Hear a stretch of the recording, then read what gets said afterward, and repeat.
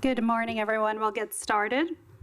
Good morning, fellow commissioners, Assistant Chief Tingrides, Executive Director Django Sibley, Inspector General Matthew Barragan, Managing Senior Assistant City Attorney Carlos de la Guerra, Madam Secretary, and members of the public. Today is Tuesday, June 2nd, 2026. It is 9:30 a.m. This is a regular meeting of the Los Angeles Board of Police Commissioners. Madam Secretary, please call the roll. Good morning. Please let the record reflect Commissioner Shields, Tabor, and Scobin are present, and we have a quorum, Madam President. Thank you. We welcome everyone attending this morning, both in person and online. We want to ensure all members of the public can access our meetings. So if you need any translation services or accommodations, we encourage you to contact the board secretary in advance of our meetings as explained in our written agenda. These meetings are regular meetings between the board and the department. We welcome feedback from the public during the public comment period, which will be heard during item number 3 on the agenda. Public comment is your opportunity to address the board. You can speak to any item on the agenda or any matter within the jurisdiction of the Board of Police Commissioners. We will dedicate a total of 45 minutes to public comment. Each member of the public can have a total of up to 3 minutes to speak if you wish to speak on both agenda items and general public comment, as explained in the written agenda. While we welcome public attendance at our meetings, disruptive behavior will not be tolerated and will be cause for removal. You'll receive just one warning, and if you continue disrupting the meeting, you will be asked to leave and be removed from the meeting.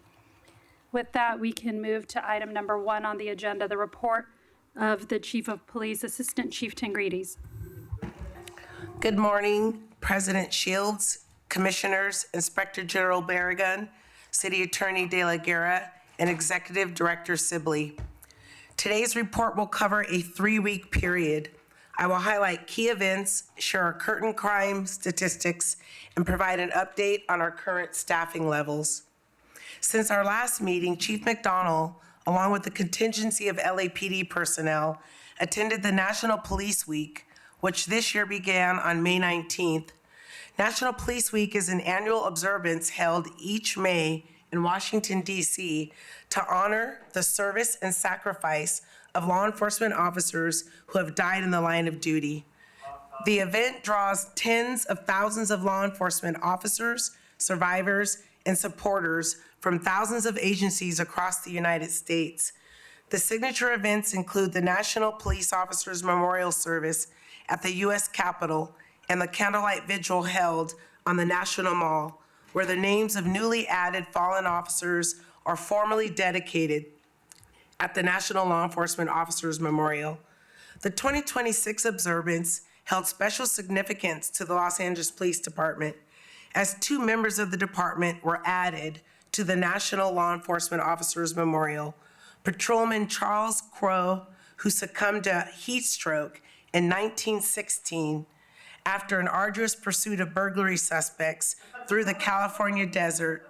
He was posthumously recognized more than a century after making the ultimate sacrifice in the service of the city of Los Angeles. And Sergeant Shodang, a 26-year veteran of the department, was honored for his selfless action after he was struck and killed while stopping to render aid at a traffic collision in June of 2025. Their inclusion on the memorial wall ensures their courage, dedication, and sacrifice will be permanently remembered among the nation's fallen law enforcement officers. Locally, we held the LAPD annual memorial service at police headquarters on May 27th, honoring all department personnel who have lost their lives in the line of duty. During the ceremony, Patrolman Crow and Sergeant Dang were formally added to the department's memorial wall, ensuring their names and sacrifices will be permanently remembered by future generations of LAPD personnel and the communities that they serve. Now I will go into our officer-involved shooting that occurred on May 16th at approximately 1:45 a.m. Hollenbeck Patrol Division uniformed police officers responded to a radio call of an assault with a deadly weapon in progress in the 3000 block of Glen Allen. Upon arrival, the officers were met by a family member of the suspect outside the suspect's residence. While officers were conducting their investigation, the suspect emerged from the residence with 2 knives and a grilling fork. The officers gave verbal commands for the suspect to drop the weapons, but he did not comply. The suspect threw one of the knives in the officer's direction, and while still armed with one of the knives and the grilling fork, an officer-involved shooting occurred. The suspect fell to the ground momentarily and began to get back up to his feet, still holding the knife and grilling fork, resulting in a second officer-involved shooting. The suspect was struck by gunfire, collapsed onto the ground, but refused to submit to arrest. The suspect sat up and began moving towards the front door of the residence, resulting in the use of an intermediate option. The intermediate force option was successful, and the suspect was taken into custody. The officers rendered medical aid until the arrival of the Los Angeles Fire Department paramedics. The suspect was transported by LAFD to a local hospital for medical treatment. 2 knives and a grilling fork were recovered at the scene and booked as evidence. There were no community members or officers that were injured during this incident. Force Investigation Division personnel responded to the scene and are conducting the investigation. Year to date, we are at 9 officer-involved shootings compared to 13 at this same point last year.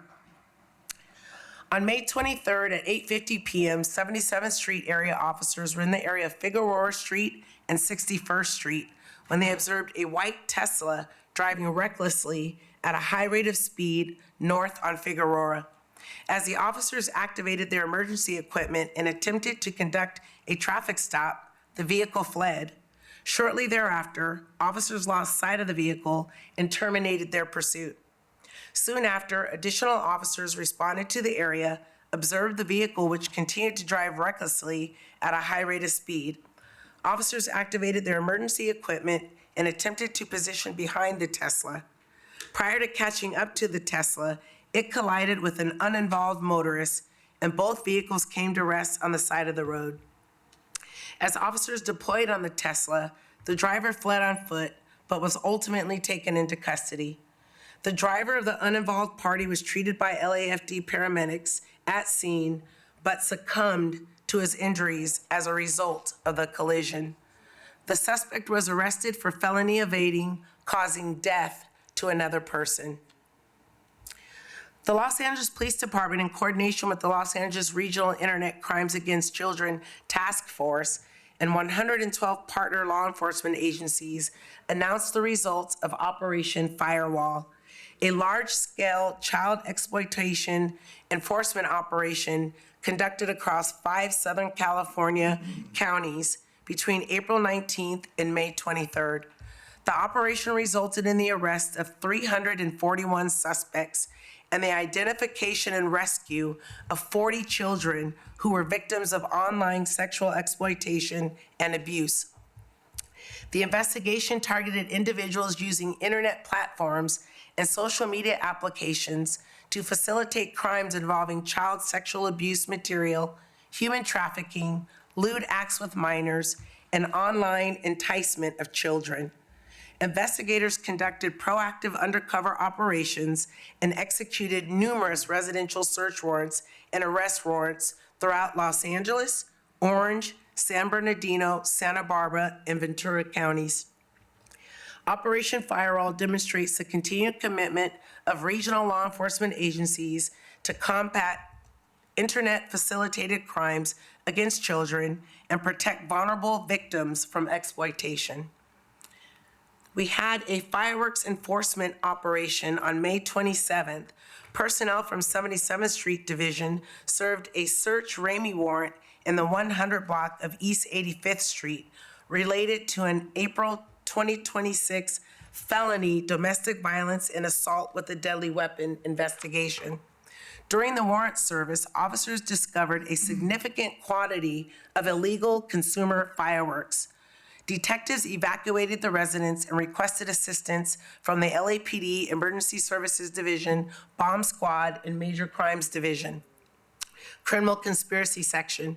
Bomb Squad personnel determined there were no homemade explosives, destructive devices, or loose explosive material present. All fireworks were commercially manufactured and largely remained in the original shipping packaging.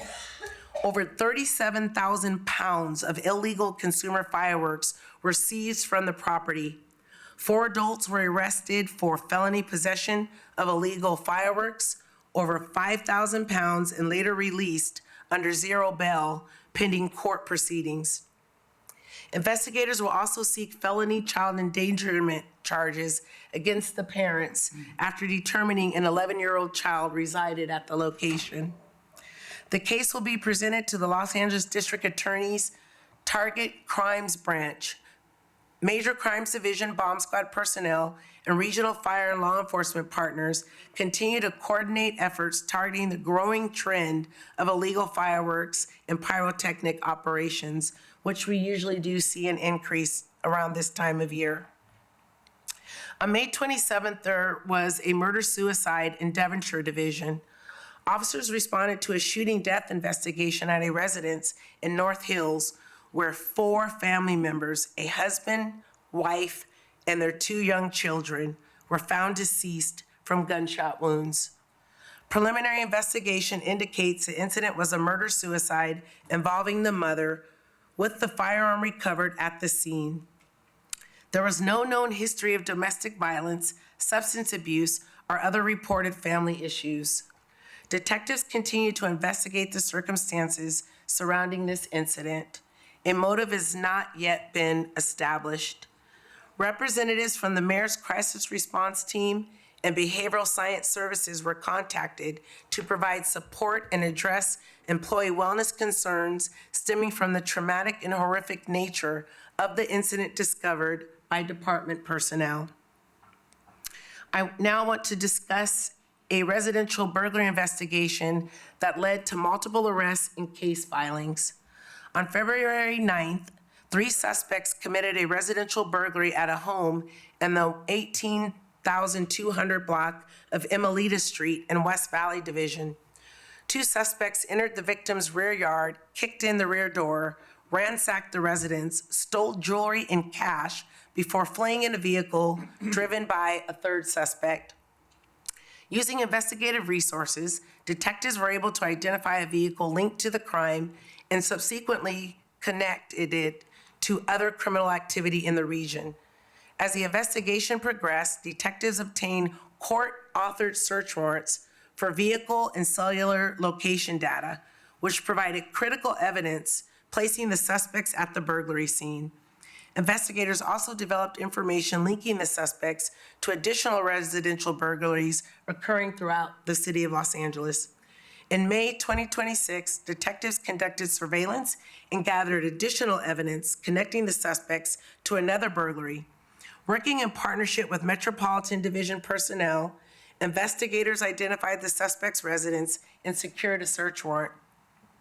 On May 26, Metropolitan Division officers and West Valley detectives served the search warrant and took 2 suspects into custody.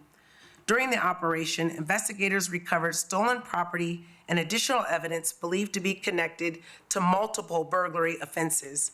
The case was presented to the Los Angeles County District Attorney's Office, which filed numerous charges, including 4 counts of first-degree residential burglary, unauthorized use of personnel identifying information, petty theft involving unlawful taking of property, felon in possession of a firearm, child abuse under circumstances likely to produce great bodily injury or death.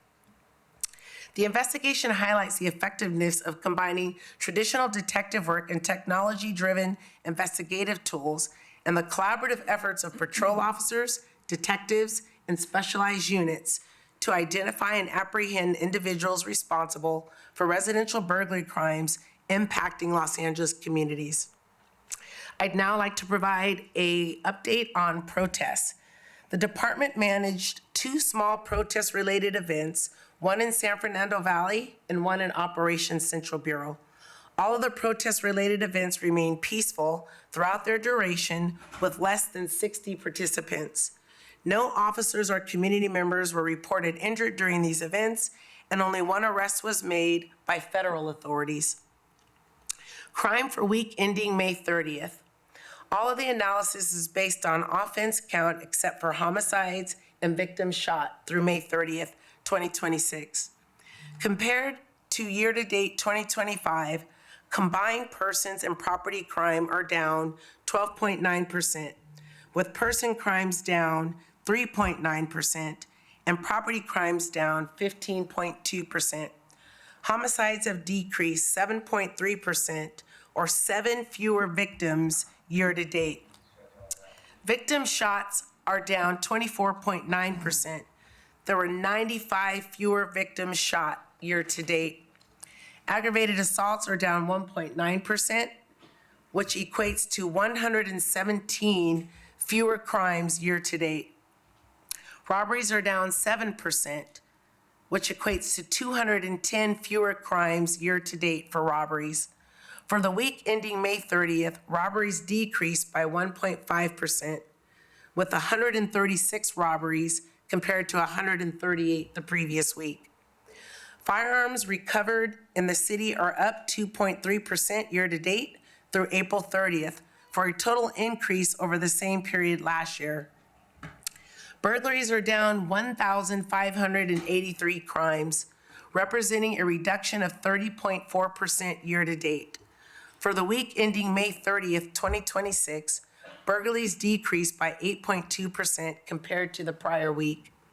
Residential burglaries are down 31% year-to-date. Non-residential burglaries are down 29.4% year-to-date.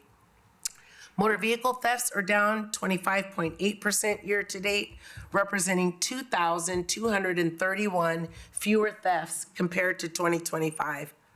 Burglaries are down 1,583 crimes, which is equivalent to a reduction of 30.4% year-to-date. Residential burglaries are down 31%, and non-residential burglaries are down 29.4%. Motor vehicle thefts are down 25.8%. I will now like to go into our personnel strength and our injured on duty and temporary restricted update of our department personnel. The department's current staffing level stands at 8,578 sworn personnel, 2,419 civilian employees, and 352 reserve officers. Of our sworn workforce, 387 employees are currently on injured on duty status, 27 are on long-term sick or FMLA leave, and 275 are working with duty restrictions, bringing the total to 689 sworn personnel, approximately 8% of our workforce who are not at full duty status. On the civilian side, 50 employees are on injured on duty status, 46 are on long-term sick or FMLA leave, and 105 are working with duty restrictions, totaling 201 civilian employees, or approximately 8.3% of the civilian workforce not at full duty. Commissioners, that concludes my report. Thank you, Chief. I'll start with questions from my fellow commissioners. Commissioner Tabor?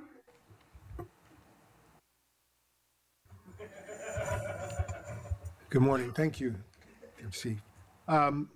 Just two questions for me this morning. I had the opportunity to attend graduation ceremony for trainees coming through the police academy. Since my appointment to the commission, how many graduations have we had, and what has been our retention of those officers who we've trained to come be members of Los Angeles Police Department? Commissioner, I can't speak to the retention numbers. However, we do have a graduation every 4 weeks since January, and we will continue to have graduations every 4 weeks. And is there a way to see, to estimate or to identify what our retention of those candidates are versus who are moving to other departments in the region or even possibly out of state? Yes, our recruitment and employment division under Captain Lisa Rubalcava tracks those numbers. I don't have those, Commissioner, but we can report back on those retention numbers. I think it'd be helpful to add that to the chief's report so that we can see completion of the process. Understood. And then I've asked in the past, and I'll ask today just to see if I understand the process somewhat. I understand that we're still in an investigation standpoint with respect to Kevin Porter shooting earlier this year. Is the process moving forward as in stages, or are we at a point now where we're ready to provide and turn something over to the district attorney's office? Yes, Commissioner, we are in the final stages of pulling together the administrative investigative portion of this, and it should be submitted to the district attorney's office within the next 2 weeks. Thank you very much. That's all. Thank you. Commissioner Scobin? Thank you. Thank you, Chief, for the report, especially the update on National Police Week and the successful crime prevention, especially as it relates to children. Few comments. One, with the motion made this week by Councilmember Arado, I'm curious, will the department proactively reach out to the council members to discuss their concerns on that motion that will be sent to Public Safety Committee? Which motion are you referring to, Commissioner? I'm sorry. So there's a motion this week as it relates to Flock and asking the Public Safety Committee to look into it further in a few different categories. And really, I just think that it's important for us as a department to be proactive on things, especially when a council member makes a motion on something that relates to us. I just think best practice would be, and I know we've successfully done that in the past, is to reach out to them and have a meeting and discuss things, because oftentimes we can educate them and help them understand better the nature of the relationships. And if we haven't done that already, I'd recommend that we do that as a department. And the second thing is I know that the 2025 technology report will be coming here shortly. I think it's important that we get that scheduled as soon as possible.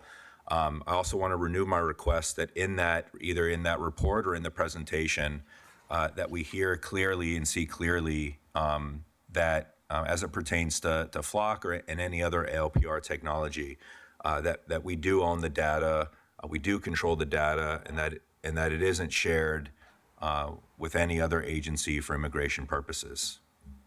Thank you. Thank you.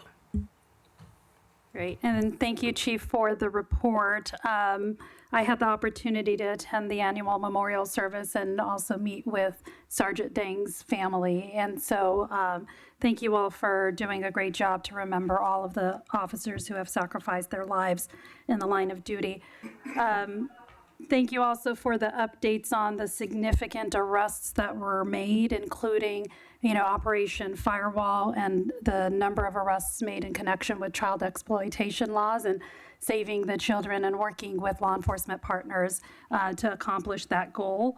There was, and including also like the fireworks enforcement and the residential burglaries, which has been a significant concern of community members. So it's great to see that we've made progress on that front.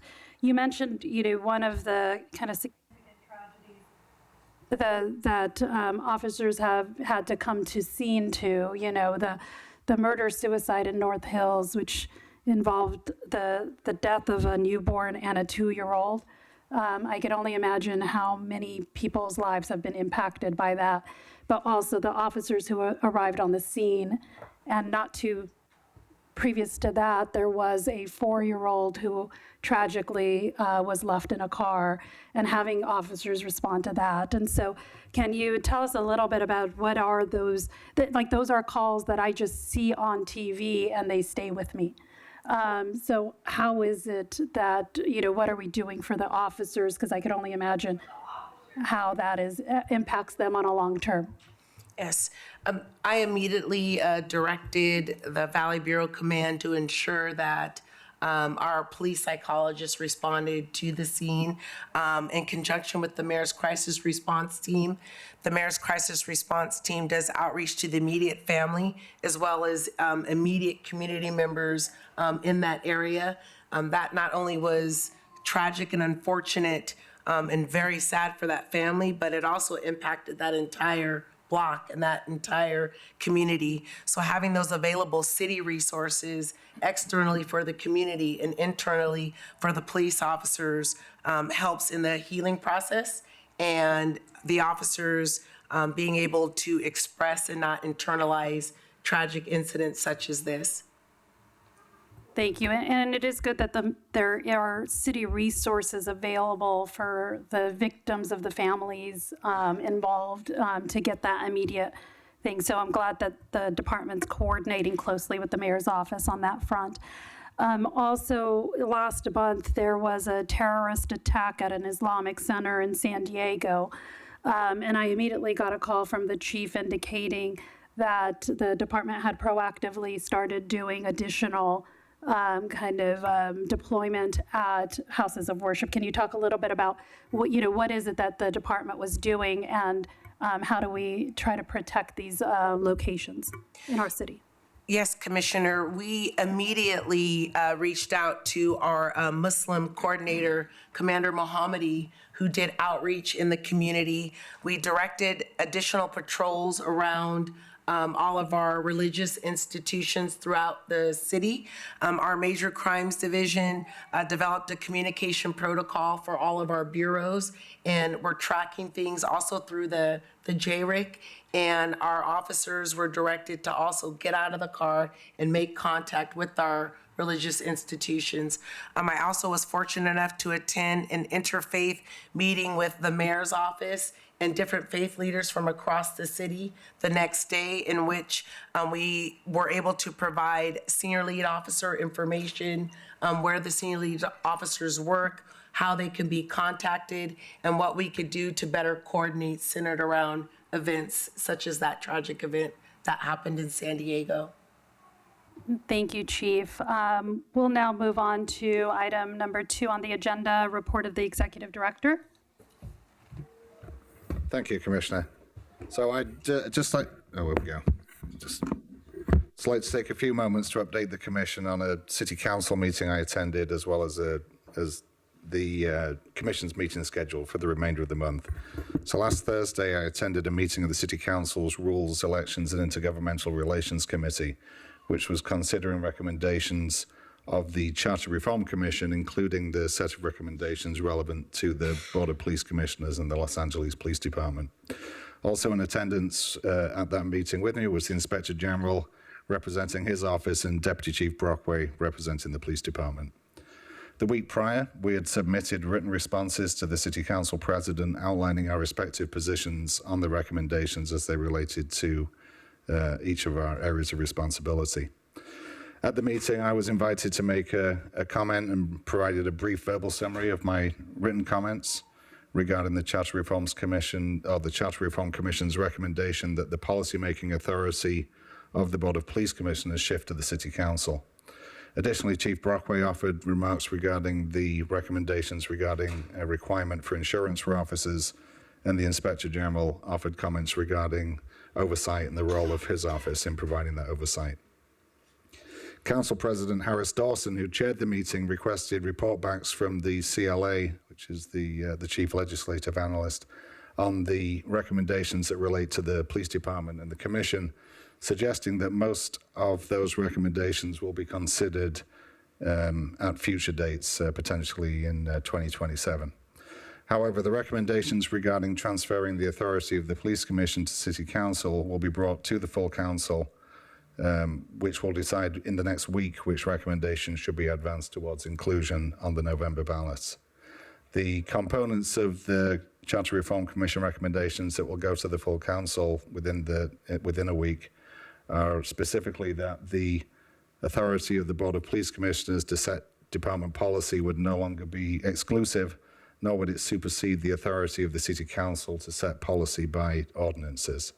And the other piece that was moved forward was that the powers and duties of the Chief of Police would, in addition to the City Charter, LAPD rules, and the instruction of the Police Commission, be subject to applicable ordinances passed by the City Council. So the City Council will be assuming additional authority over the Chief of Police.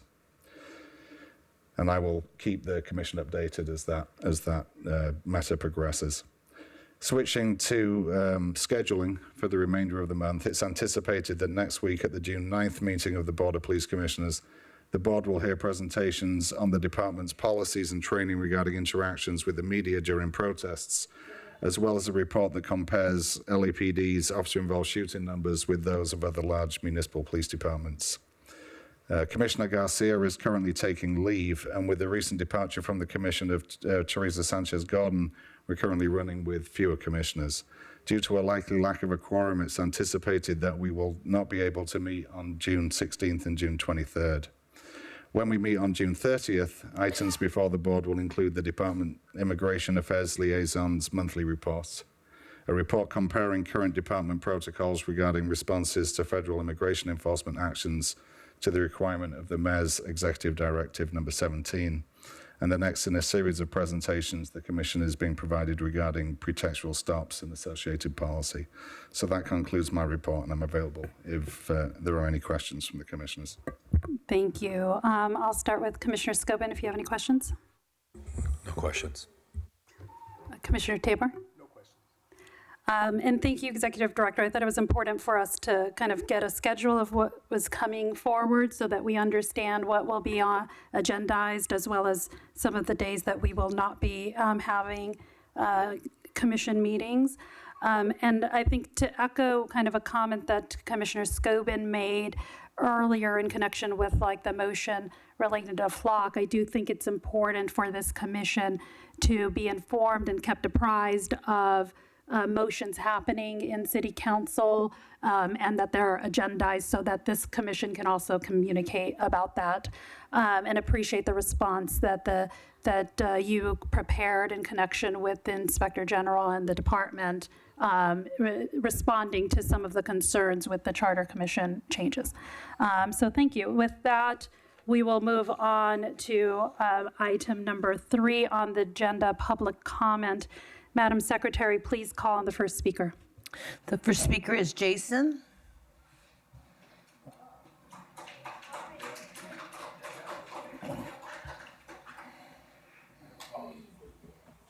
All right, so today there's a presentation around public records, and I wonder how many times we'll find out that the LAPD's been sued over withholding records from the public and how much the city has paid out as a result. LAPD harps about being the most transparent pig department in the nation, so that's why they cut their PRA unit in half despite a rise in PRA requests received every year since 2020. It seems the only way to get records that could be damaging to the LAPD's propaganda and reputation is to sue. Stop LAPD Spying Coalition just sued you last month, right, over your Flock contract. I have 3 outstanding PRAs that have been open since February 2nd, 2023. Now, I got back some emails in response to a public records request to this very commission, and it revealed an interesting exchange between ex-commissioner and forever coward Teresa Gordon Sanchez and Inspector General Matthew Barragan. In preparation for a meeting with LAPD brass on the topic of crowd control, Teresa wrote, "Matt, please formulate a couple questions for me to ask the presenters on Monday. Questions that follow the questions that you may have. I appreciate you." Now, Matthew followed up, like the good boy he is, with 7 detailed questions. And this is the latest confirmation of what we all know to be true. The questions formulated by commissioners are often ghostwritten by someone else, either the LAPD or by the pork chops supposedly tasked with the oversight of their boys in blue. Now, we are approaching the 1-year anniversary of ISIS invasion in Los Angeles, and Jim McDonald released a statement during the aftermath of LAPD's terror against Angelenos, who rightfully defended our communities, stating that a comprehensive evaluation of every use of force incident, including a full and independent investigator by the Office of the Inspector General, is underway. And yet we haven't seen a single person who was harmed by your pigs receive any type of notification of the final adjudication in regards to their complaint. And we know why that's the case. The statute of limitations for disciplinary action on any case is a year after the event took place. Reply letters are sent out days before so that no complainant will receive an opportunity to request that the OIG review the case to examine whether the underlying evidence supports the investigative findings.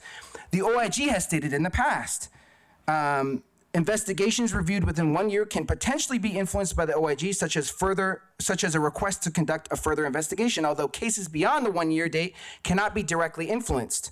They may still be reviewed to identify deficiencies. Now, LAPD averts any changes to whatever determination they come to by doing this, and this commission has allowed it to happen for decades. McDonald has said how when a pig fails falls short, the LAPD takes swift and appropriate action. But what is left out of that is they take swift and appropriate action to protect their pigs. Now, the LAPD's latest shooter that Amada was speaking about this morning is a repeat offender. In 2017, Pig Anthony Lanza shot Pedro Echevarria, an 18-year-old kid who had graduated high school the day before. And on May 16th, he shot, and did he kill Robert Velasquez? Is Robert Velasquez still alive? Amada? You don't know? Yes or no? Is he alive? Scobin, if you think the commissioner of the LAPD is going to educate council members on flock, the coalition is already doing that. Stop LAPD. They come here every week and educate you, and you don't ever fucking take any of that into consideration. Next, we have caller ending 1264. Caller ending 1264, you're on. Hello? Hi, you have 3 minutes. Yeah, I wanted just to talk about how the police don't seem to be doing anything as far as lower level crimes,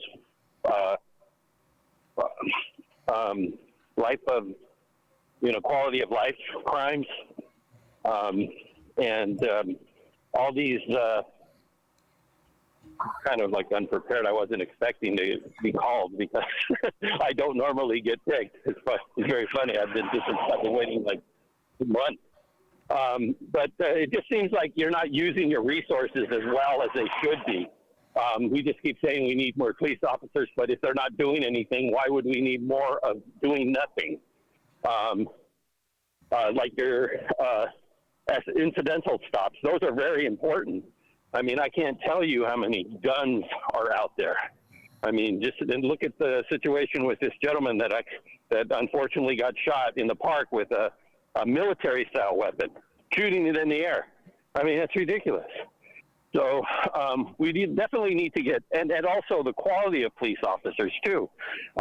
We can't be doing this, we need this many of women or this many of, no. This is a public safety issue. We need the best of what we have. That's what we need. We don't need, special amount of certain people. We need the best qualified police officers because it's a dangerous place right now. I mean, you have cartels out there. You have a lot of different people. I have some other comments, and I hope I get picked next time, but I just wasn't prepared right now. But that's basically what I wanted to put out there. Thank you. Okay, the next speaker, Jesse.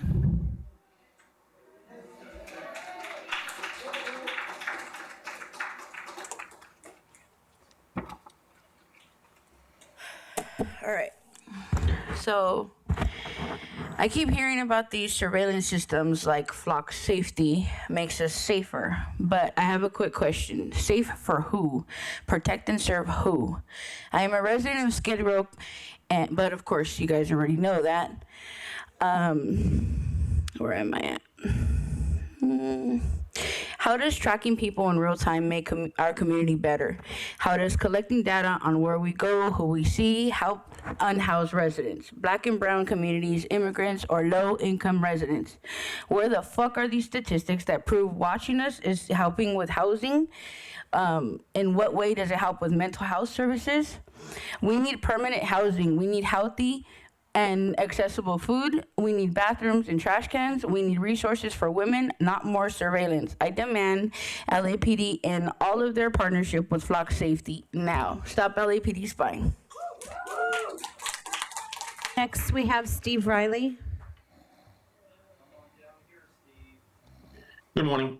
Good morning. You have 3 minutes. Thank you. Excellent report by Chief Imada Tingarides. Excellent. Thank you for mentioning Sergeant Deng and the officers that have died in the line of duty. I think that was very important, and it was omitted in the prior meeting, which is happening during National Police Week, by Scott Harrelson. I did write a letter, and I refer everyone to it, and was posted under the name Steve Riley. I hope everyone takes the opportunity to read it. It comes from the heart, and it comes after many months of observation of this police commission. One of the things that should be mentioned in the chief's report is response times. what are the response times to the different levels of calls, from the code 3 call, lights and siren, down to non-coded radio calls. That would give the police commissioner and the public an eye into what is really going on. Sometimes I believe that the crime stats are skewed because people are not going to wait an hour or an hour and a half, 2 hours, or maybe never get a police response. And so we have to take a look at that issue. If you look at the lapdonline.org website, it really does need to be updated. It's been improved. Chief Jim McDonald is doing the chief's message on a monthly basis. But when I looked at the strategic plan is 2021 to 2023. Okay, we are in 2026. The leadership from the top has to change in this city. We have an election today. I addressed that in my letter. We need to go back to proactive policing, crime prevention, community policing, which I know Chief Tingarides has been a strong champion of. We need better communication. We need to recruit the best. Somebody mentioned that, the prior caller, and we need one high standard for all. There are very excellent people from all communities, and they need to be representing and doing the best for the entire city. Today being an election, again, the leadership comes from the top, or the lack of leadership. I do believe that the police commission here, appointed by Mayor Bass, has not really provided the oversight that is necessary. In fact, I will say a Chinese saying, and with a little bit of an edit to it, the fish stinks from the head, and that fish is the bass.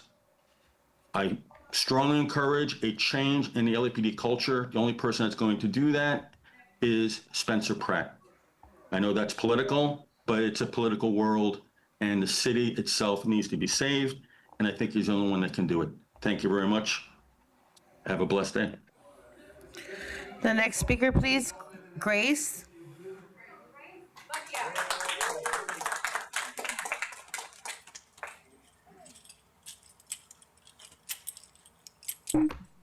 We're here today because LAPD wants to expand its partnership with Flock Safety, a surveillance company whose technology is already being used across the country to stalk women, criminalize sex workers, target abortion seekers, and deepen gendered violence.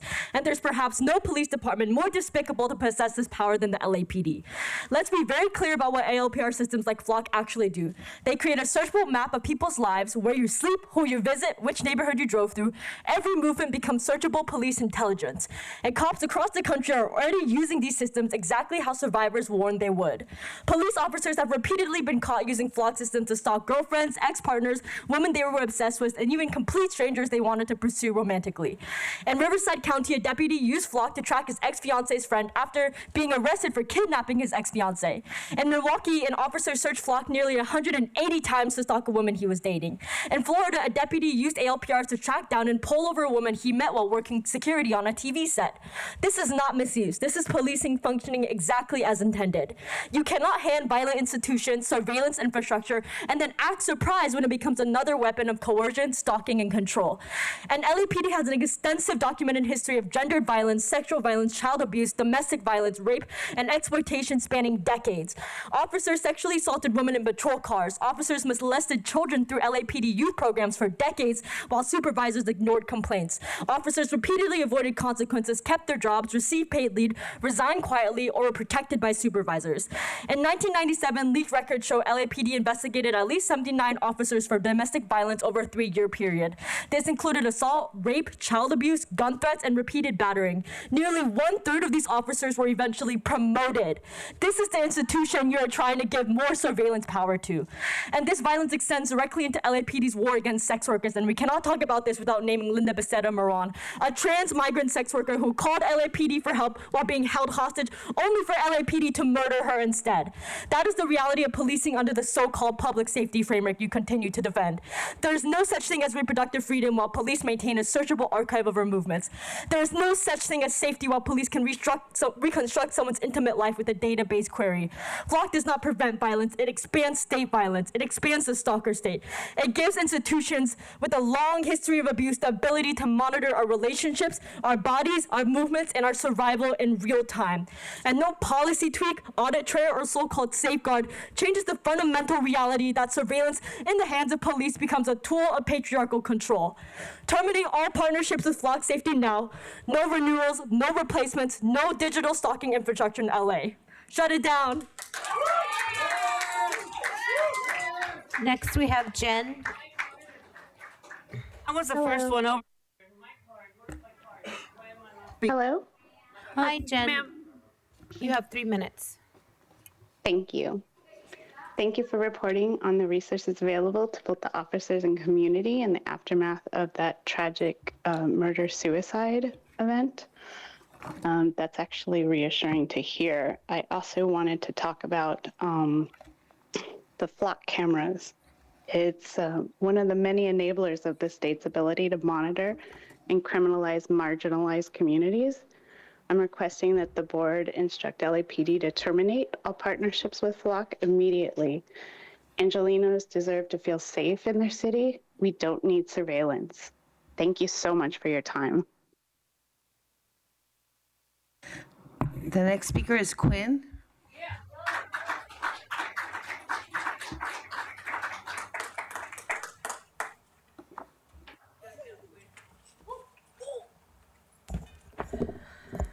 This whole meeting, we've been talking about flock safety, and we already know that LAPD has been drafting a new contract with flock safety. For months, honestly years at this point, we've been exposing again and again the harm that flock safety causes. Cities across the country have been canceling their contracts with Flock and removing their cameras. And this body and this city instead has chosen to double down by renewing and drafting yet another partnership with Flock. It would cost this department a single dollar. And that's on the heels of you receiving $148,000 for this week's budget alone, going to a barbecue that's going to be nearly $2,000, a $5K, and so now you're drafting a contract for $1 single dollar. It might not be pricey for the pigs, but what the city sacrifices in exchange for the cameras is our safety. The safety of our neighbors, our families, our loved ones, our location data, our movements are worth a single dollar to you. These cameras, as we've mentioned countless times, have been used to facilitate mass deportations. By sharing communities' real-time movements with ICE, LAPD has been drafting the map for ICE's cluster raids and their abductions. This is what you sell out when you sell us out for $1. You can't bring back the people that are in ICE custody right now when you draft our safety once more for a single dollar. You will never bring back the people who have died in ICE custody because they have been abducted, because you have sold us out for a single dollar. Jeff, you asked today once more questions about Flock's ability to information share. And as people have mentioned, we've told you already, Flock safety is information sharing with ICE. It's not, oh, they're information sharing a little, or sometimes they do. It's a binary. Sanctuary is a binary. Either they're sharing information or they're not. And via Fusion Centers, we are certain that Flock Safety's automatic license plate reader data is being shared to the Department of Homeland Security, which is why ICE is able to track us in real time. We understand that no guardrails, no reform, no sort of data sharing privacy regulations are going to stop automatic license plate reader data from being shared with federal immigration agencies. That includes Flock Safety, and that also includes Axon and Vigilant Solutions, two other ALPR companies that you've been partnering with. You have contracts with currently that are active, and you refuse to report on the fact that you are continuing to share data with ICE. You are aiding ICE with personnel, and you are aiding ICE in your information sharing. You continue to expose us. Not only are our immigrant communities affected, but sex workers are being criminalized with Dear John letters. Our folks who are seeking abortions from other states are coming into California, a supposed blue state, and then they're getting criminalized because that information is being shared with the far right, who are criminalizing people for seeking abortion and gender-affirming care. You're criminalizing youth, and you're stalking people. LAPD has been stalking their exes. Thank you. Your time is up. Thank you. Thank you. The next speaker, please. Kat. The next speaker, Kat.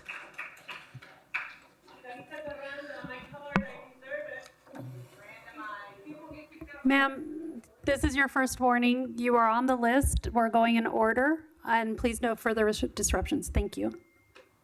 Hello, I'm here to testify and call for the termination of the flock safety ALPR contract. Many cities have canceled these contracts because they cannot control the data that is being collected. In the materials that we have, we know that over 1 billion licenses have been read in Los Angeles. A 2021 report showed that only 0.05% of this data is relevant to public safety. In an Oakland police study, it showed that the flock safety cameras are disproportionately posed to low-income communities. We oppose this for multiple grounds. First of all, our basic privacy rights as people traveling. Second of all, unauthorized data sharing. Once this data is collected, the city has a very limited role in how it is shared. Thousands of agencies across the country. Flock Safety itself has testified inconsistently about its pilot programs that share this data with ICE. We are concerned about our civil liberties. The flock cameras have been used to monitor protests, No King protests across the country. And individual officers often have access to the system, can put in a crime, can look in the data, and they have put in No Kings. We are concerned that they are used in immigration crackdowns because of these interconnected regional databases that the city cannot control. We oppose mass surveillance. No warrant, no probable cause, no reasonable suspicion. And once the data is in the system, we have no control. Many cities are realizing that this data is shared more broadly than they realized. We cannot be sure. We oppose mass surveillance. Thank you. The next speaker is Sadie.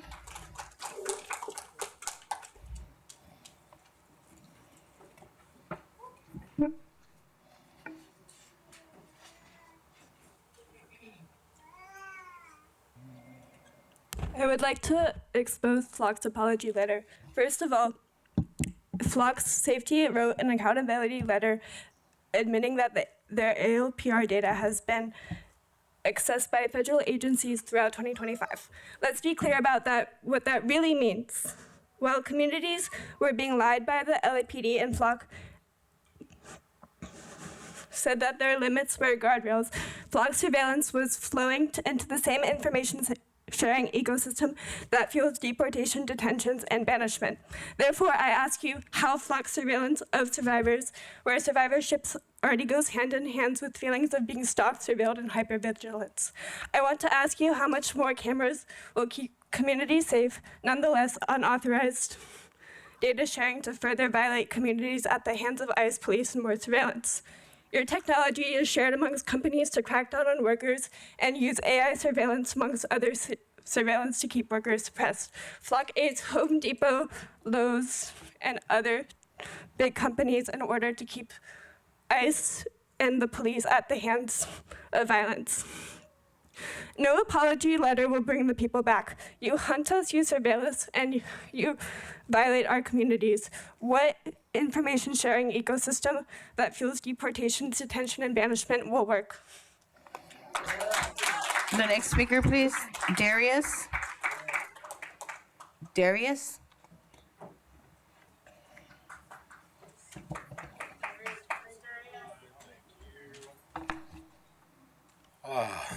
All right, good morning, everybody. I want to say we are here to demand that the LAPD, the Board of Police Commissioners, the LA City Council, and the incoming mayor do not renew Flock or any similar partnership.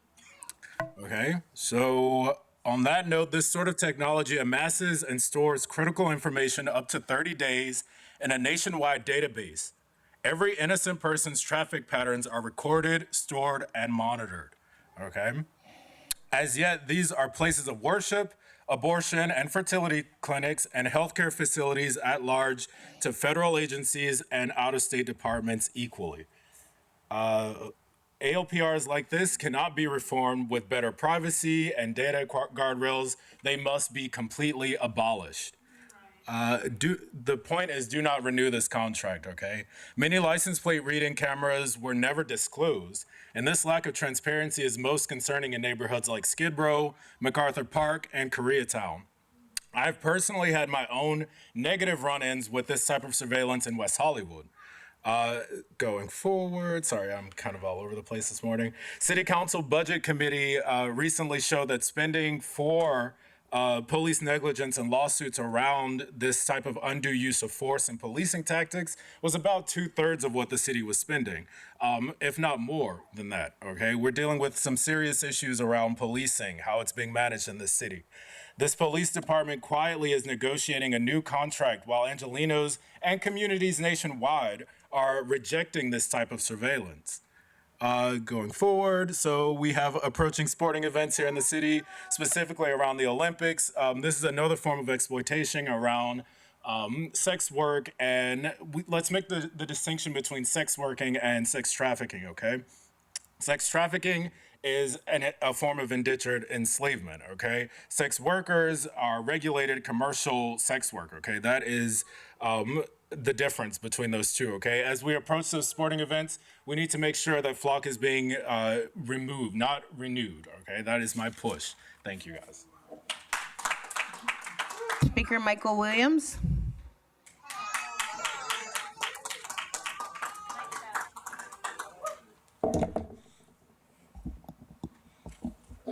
You know what was traumatizing to hear? The death of Keith Porter Jr. You know what was traumatizing, like a very traumatizing video, was y'all murdering Elias Real. But you guys still refuse to say his name or talk about that case at all. But you can talk about how bad the LAPD must feel after having to deal with a murder-suicide. Something that they didn't cause. Like, do you guys hear how dehumanizing and how callous that sounds? Like, do you guys understand that? I don't think you do, because that's why you're up here. And we come every single week knowing that. And I've said this before. We know what type of people are on this board. We know you don't care. We know you're not going to do anything. We know that you don't do anything. Right? You sit on this board and approve whatever the LAPD tells you to approve and do whatever they tell you to do. The reason why we come to this meeting is to continually expose you, to continually expose how bad and corrupt this city is, how much power the city gives to LAPD to do carte blanche discrimination, abuse, and murder of people here in the city of Los Angeles. Y'all do absolutely nothing. And I had a whole different speech planned out, but sitting here every single week and seeing y'all play pretend and act like you guys care about something is annoying. It's annoying. And it's the reason why it's hard to come here, because it's so unexcusably tone deaf every time we come here that you refuse to say the names of people who are murdered by the police, the thing that you're supposed to be in charge of. But you can talk about stuff that happened in San Diego. You can talk about this thing that happened in North Hills. You can talk about every other thing, but the stuff that you're supposed to be dealing with. You're supposed to be talking about Elias Real. You're supposed to be talking about Keith Porter Jr. That's your job, is to hold police officers accountable for the things that they don't do. That's your job. But we know you're not supposed to be there to do that. We know who y'all are. And all we're doing is continuing to expose y'all to the public. More and more people are showing up to these meetings and realizing who y'all are. You will not get those bonuses. You will not get those opportunities after you leave here that you have been promised that you will get for doing this job. We will continue to haunt you. Everything you do will be a stain. Thank you. Your time is up. Not stop coming after you. Not stop Next The next speaker, please, Jonathan Foster. what you all are doing and the things that you're allowed to happen. Sir, you've already had an opportunity to speak. Next speaker, please.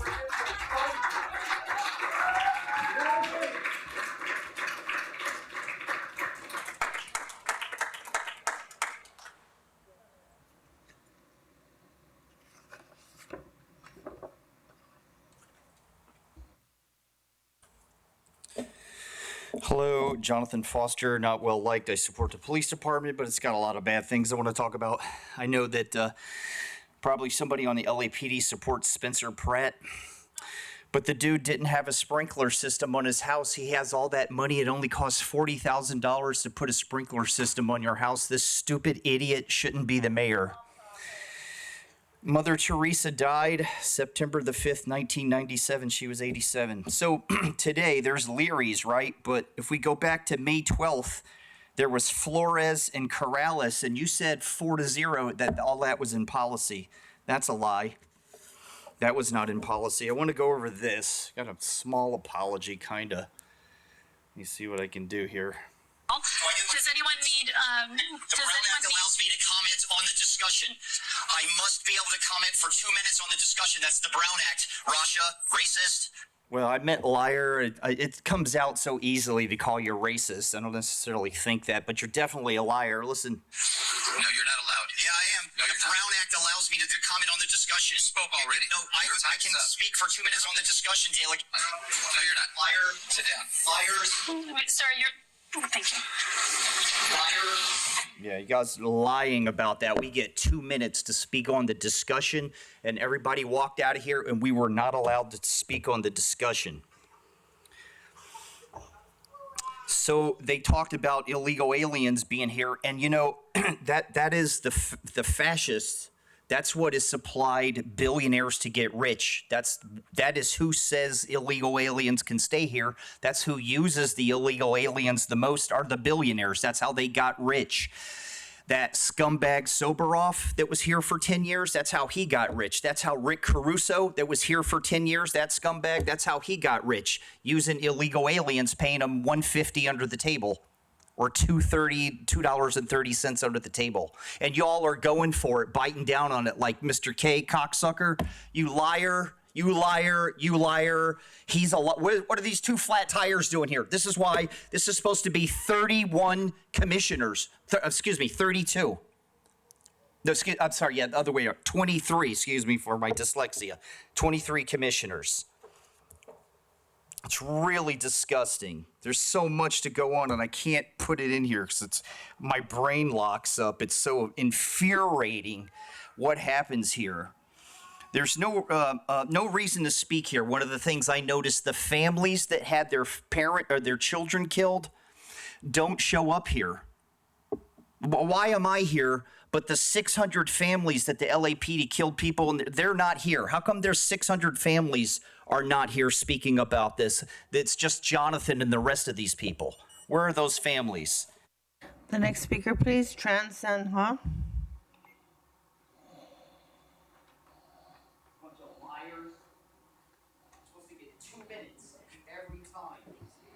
Sir, you've already had an opportunity to speak. You are disrupting the meeting. This is your first and final warning. Sir, you've already had an opportunity to speak.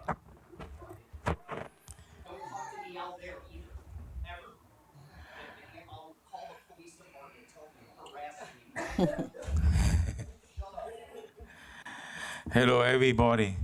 Thank you. I'm here. I'm meeting the chief today, and I say it again. The USA controlled by worldwide corporation. They control the president. They control the USA Supreme Court. They control the Medicare Central. They control the healthcare system, and they control everything. But they lie, very dangerous. They never protect American people. They use a medication in killing everybody by we call the healthcare system. So I came here. I'm asking for the Chief Jim McDaniel and Chief Joyce, and help me. We together fighting for better to protect the U.S. government and protect all American people right and safe. And he support me. That's good. We done it. We already done the job for the to protect the U.S. government and all American people. So the good thing I'm asking him in talking to all American people about I'm here for to protect the America. But I know it's very hard for him to say that to American people because it's got they think like it scare them, you know. But they have to change it. They change it to it's better for America and for the war. It's not in here but everywhere. But when the big system fell, we have a problem everywhere. You know, like look at the mental health crisis all over USA. That's the problem. The problem with the system fell. I know it's everybody's scared talking about it, but I'm only one to hear talking about it. And I say thank you again, like the Chief Jim McDaniel and Chief Joyce, and we need to support him to fighting for the truth, to protect America. But like I say, nobody protect us. I come to the LAPD. I'm very sure we will change it. We will change better for America. And share my information to everybody, and I'm sure that will change. Thank you. God bless America. Love everybody. Thank you. The next speaker, please, Jamie.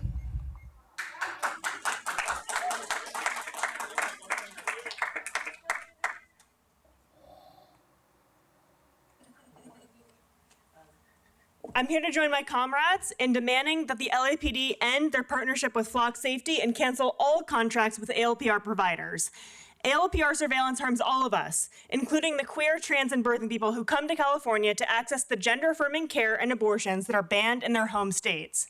Since 2016, California state law has forbidden California police from sharing ALPR data with any other agencies, local or federal, nationwide. And in 2022, in response to the reversal of Roe v. Wade, California passed 2 additional laws which explicitly prohibit CA health providers, corporations, and law enforcement from sharing any data related to reproductive health care with out-of-state law enforcement or entities, even in the event of a subpoena. And none of these edicts have deterred California police. In 2023, over 70 California departments were illegally disclosing people's driving patterns to states in which abortion is criminalized. Several years and many lawsuits later, a minimum of 35 police departments are still sharing ALPR data with out-of-state agencies in flagrant defiance of these unmistakably clear and specific privacy laws. Obviously, the result of such unlimited and illimitable international surveillance is to expose trans folks and abortion seekers to prosecution brutality at the hands of the government, their employers, and their fellow civilians in their deep red states of origin. But this transphobic and misogynistic violence is not a uniquely Republican problem. The police forces of democratic cities like LA are not just passively complicit in these ALPR-powered witch hunts, and their zealous participation is not just harmful because it happens to be illegal at the moment. Especially right now, in an election season, on election day, LA's Democratic politicians are proudly espousing their commitment to the Democratic pro-choice, pro-trans rights line. And yet, this is how they're honoring those pro-choice values, by welcoming Flock and other ALPRs into the city and throwing abortion seekers to the far-right wolves. It's not that these politicians don't care what LAPD is doing, it's that they actively enable and encourage it. And it doesn't matter what politicians say or what the laws are, LAPD is going to do what policing is intended to do, which is to attack and criminalize women and trans folks and extinguish bodily autonomy for anyone who is not a straight cis white man. Gender violence is the goal of policing. Fuck any liberal Democrats who try to and fail to sanitize that fact. Fuck the police, abolish the police, get the flock out of LA. Our next speaker, Laura FM.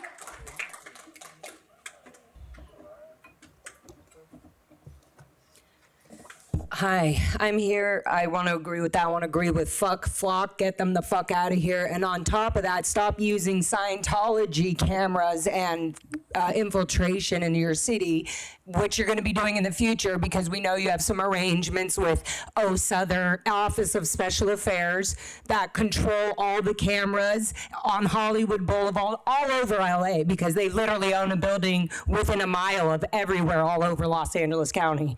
So fuck that. And also another thing is Scientology is continuing and now doing permitted events on L. Ron Hubbard Way and in all different areas of Los Angeles without a permit approved by the Department of Public Works, who we've been going to for 3 years, begging them to stop giving them any permits. Why do Scientology need permits? Why? That should be your investigation. You guys should be investigating. We've been asking you to investigate this. This is how they recruit children into their cult. This is how they get young Sea Org members to sign billion-year contracts at 4 years old and 8 years old, 12 years old, before they're actually then trafficked into the organization by the time they're not even 16, 17. They're doing this on a daily basis right now. This is not what was happening or has been happening before Karen Bass became the mayor and went on the fucking stage. Why has she not denounced herself from Scientology? Because you're still getting help from Scientology. Scientology help is evil. Scientology is hiding human trafficking, hiding abuse, hiding rape, hiding domestic violence internally, hiding it all because they just get away with it through Scientology auditing. But it's okay because they give you money. That's why. It's okay because they donate through all their safe pointing groups, which I've given you guys a pamphlet to show you. They hide behind the Way to Happiness book. They hide behind the Dianetic centers or their pop-up tables that they have all over Los Angeles until they get called out by a fellow city member, calling them out to be a cult of Scientology that literally on a daily basis covers up human trafficking crimes and in their organizations abusing the elderly, forcing children not to be children. You're not allowed to be a child in Scientology. That's a made-up concept. It's aberrated. Look it up. That alone should be illegal for the city to work with Scientology. Scientology also does not approve or agree or in any way work with psychiatry. That includes mental health. They are not allowed to have their own members like my father or mother get a mental wellness checkup. That would be against their religious views, which are not. So divorce yourself from Scientology fully. Don't just post. Thank you. The next speaker, Andrew Gravener.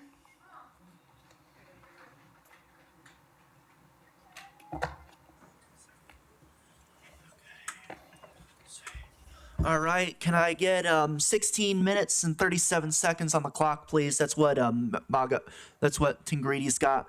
So the chief's report should be either limited to a maximum of 3 minutes or delivered in writing if the chief is incapable of meeting that basic requirement. Everyone should get 3 minutes to give their comment. Everyone on the person should be heard for 3 minutes. Everyone on the phone should be heard for 3 minutes. You claim you don't have all the time, and yet, whoever's representing MAGA McDonald, who's apparently now too cowardly to ever show up to a meeting again, just gets as much time as they need to just ramble on about irrelevant stuff for gosh knows how long.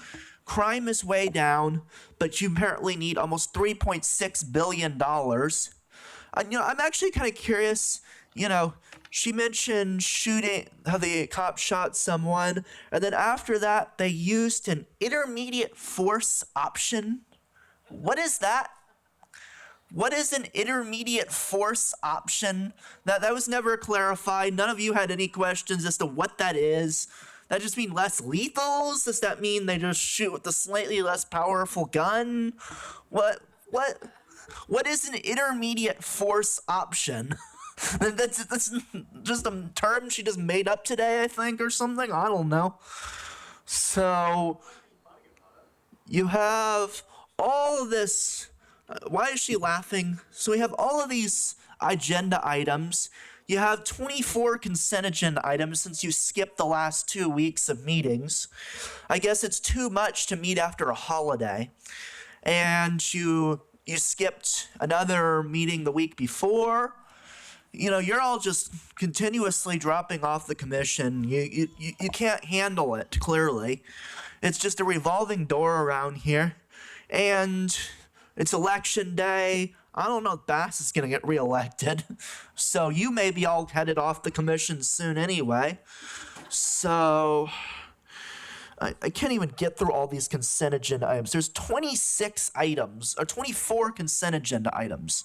Most of them nonsensical donations for stuff that you don't need to be doing. You have a CPRA request report. So that's where the department takes like 9 months to respond to a CPRA request they're supposed to respond to in like a couple weeks. And it's just how long it takes for them to make up a reason for why they can't do it this time. Just make something up. Fire Jim McDonald. Why was your clerk taking photos of us with her cell phone camera at the last meeting? I caught that on there. Why was Maria down at the end there? Why was she taking photos with her cell phone camera? Speaker, please, Margarita Carranza.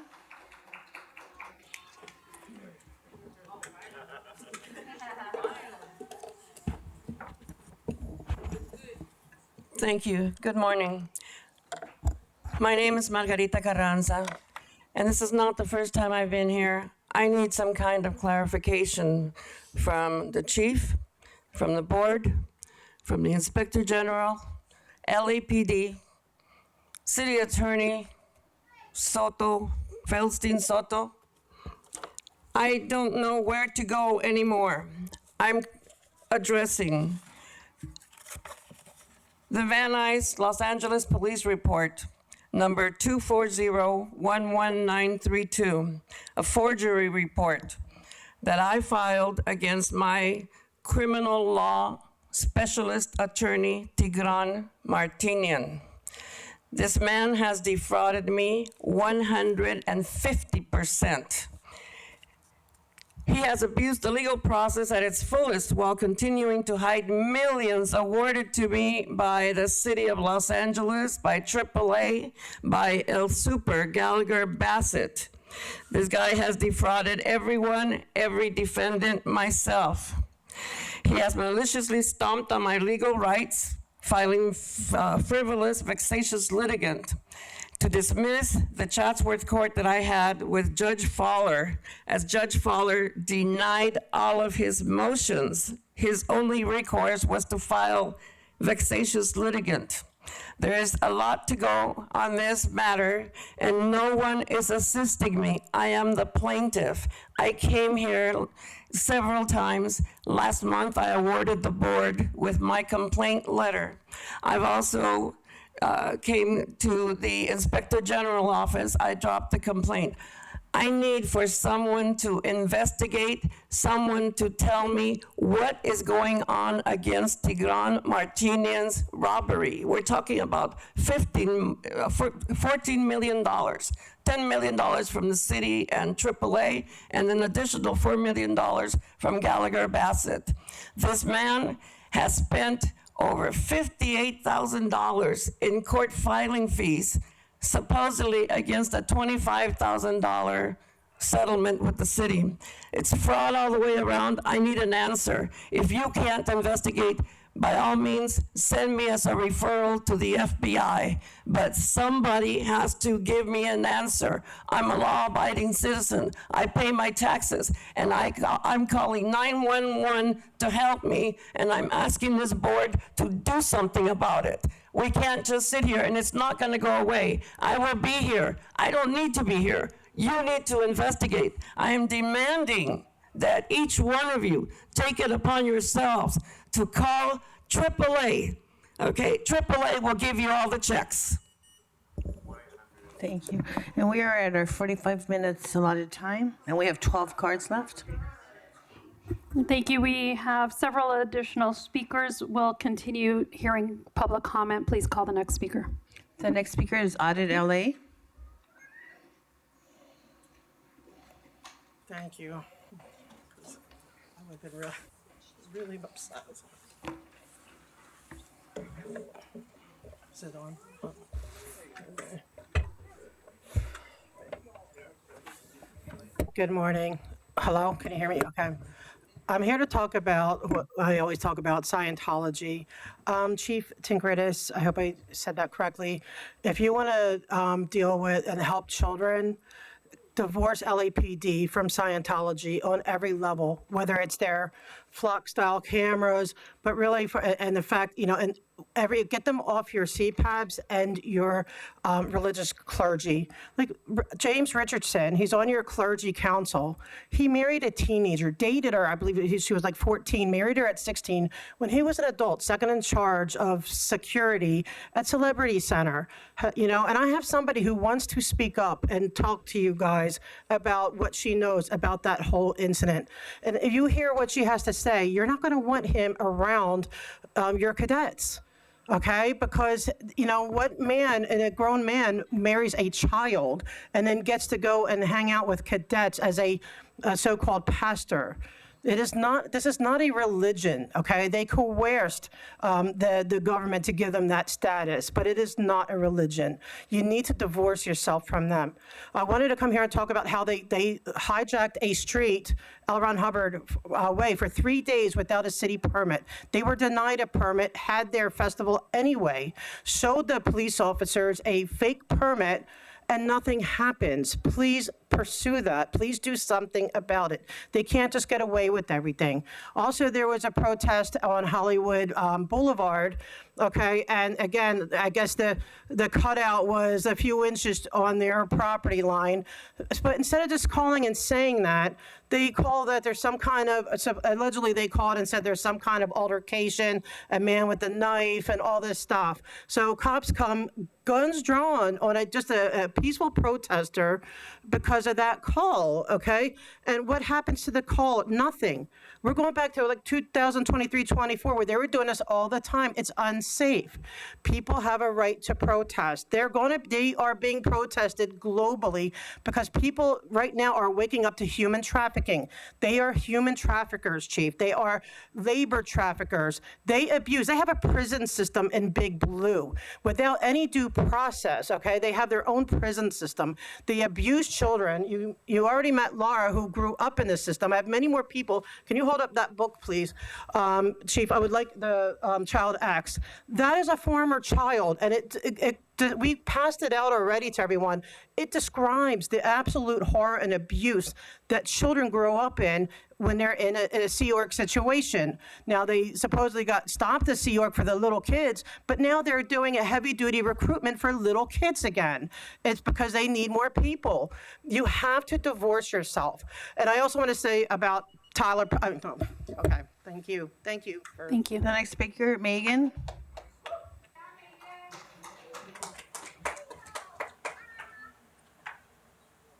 There's a reason why you all have neutered public comment as much as you can by making it at this time in this place. You shorten it, you remove the option pretty much to give comment via Zoom, and particularly moving the public comment period ahead of the agenda items. And that's sometimes because the mask slips and you all say the quiet part out loud and you have to let the fury die down. Like 2 weeks ago when Rasha said that while she believes in the concept of everyone feeling safe in LA. She worries that if we resist Trump's fascist kidnappings of our neighbors, that Trump will target Los Angeles even further. And Rasha, you had this like big gross smile on your face when you said that. There's 33,000 people who have already been kidnapped in Southern California, locked in cages like animals, deported to countries they don't remember, beaten and raped, separated from their children, from their partners, from their parents. And you just shrug your shoulders and say, you know, let's do what the fascist says so we don't make him angry. Let him snatch up those 33,000 people that you don't give a shit about so he doesn't come and snatch up people that maybe you do give a shit about. Although it's not clear who you care about other than your own neck and your beloved fucking police. You surveil us and you track us and you serve up the most vulnerable among us to the mass deportation machine. Shame on you. I demand that the Board of Police Commissioners instruct LAPD to terminate all partnerships with Flock with immediate effect. I demand that the Los Angeles Police Department terminate all partnerships with Flock Safety. I demand that LAPD, the Board of Police Commissioners, City Council, and the Mayor do not enter into any new partnerships with other ALPR companies like Axon or Vigilant Solutions. Oh, I've got a whole minute left. Let's talk about the other fucked up thing you said 2 weeks ago, Rasha. So in response to the Community Coalition's report of how LAPD is collaborating with ICE, that it's important people trust the police, because if a woman is raped and she doesn't call the police, it doesn't make any of us safer. So what happens if a woman is raped by the police, as seems to happen on a fairly regular basis? And have you already forgotten about Linda Becerra Moran, who was raped and who did call you for help and was shot and tortured by your fucking officers? How dare you say that? I can't get help or justice for women in my community who have been raped because police media have so successfully convinced the population that a rape didn't happen unless there's an arrest and a conviction. So fuck you bringing up rape victims to justify your own amoral actions, Rasha. Fuck you. The next speaker, Sheila Bates. Sheila Bates. Sheila Bates, Hamid Khan.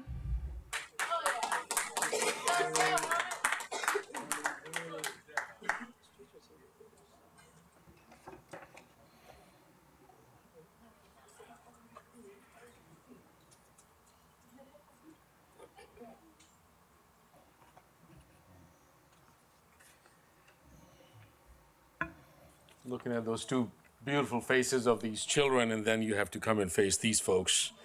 Damn. So it's interesting that not a single day goes by when we don't hear some story about flock safety, about the impact it's having across California, across all the United States, and across the world because of what it's doing. However, we come here and all we hear is that we're going to do our own audit.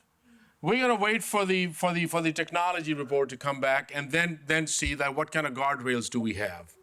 So in essence, what they're saying is that believe us and trust us.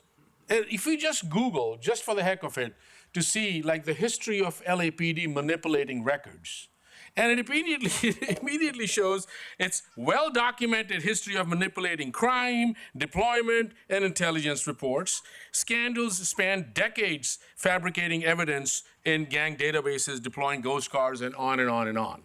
It was because of this in 2001 that the federal government and Department of Justice came down and put a goddamn consent decree on the LAPD and the city of Los Angeles and the Board of Police Commissioners. It was because of this in 2021 that the California Attorney General banned the LAPD from accessing CalGang databases because of the manipulation of record. It is because of this going on and on that we have these independent audits and all of that. And all fucking Jeff Scobin had to do was that let's put some more guardrails. Let's wait for that. Not that people have been screaming, people have been crying, their families are being destroyed. It's like saying that let's leave a loaded gun. Let's leave it. Not just because that just by the mere fact that Flock is still there and the harm it continues to cause is not enough for you guys. You have to see it on paper and you have to see it from these fools giving you the report. after knowing that for decades how data is being manipulated. 2014, 2015, 25,000 misclassification of crime reports. Not one, 25,000. And these are all there, all doing. I mean, this is not something that Stop LAPD Spying just whips out of thin air. This is deep research. This is about interviews. This is about newspaper reports. This is about commentaries. This is about their own internal goddamn investigations as well. And now they want us to believe that, okay, just trust our audit. Trust our audit. Trust our intelligence report. Trust our information technology report. Because, hey, no. It's not going to impact abortion seekers. It's not going to impact sex workers, which is bullshit.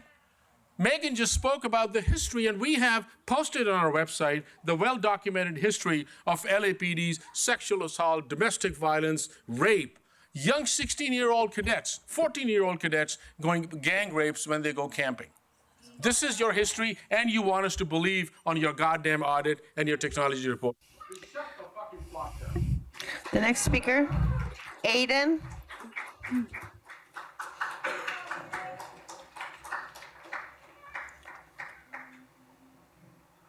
What's up, pigs? What's up, people? I'm gonna make it simple because in order to be sitting behind that desk, after the number of speakers who have come here month after month, year after year, and explained to you the harms of the LAPD, you have to be one of the dumbest motherfuckers on the planet to still be there. And I'm looking at you, Rasha, because these two dumb fucks are brand new.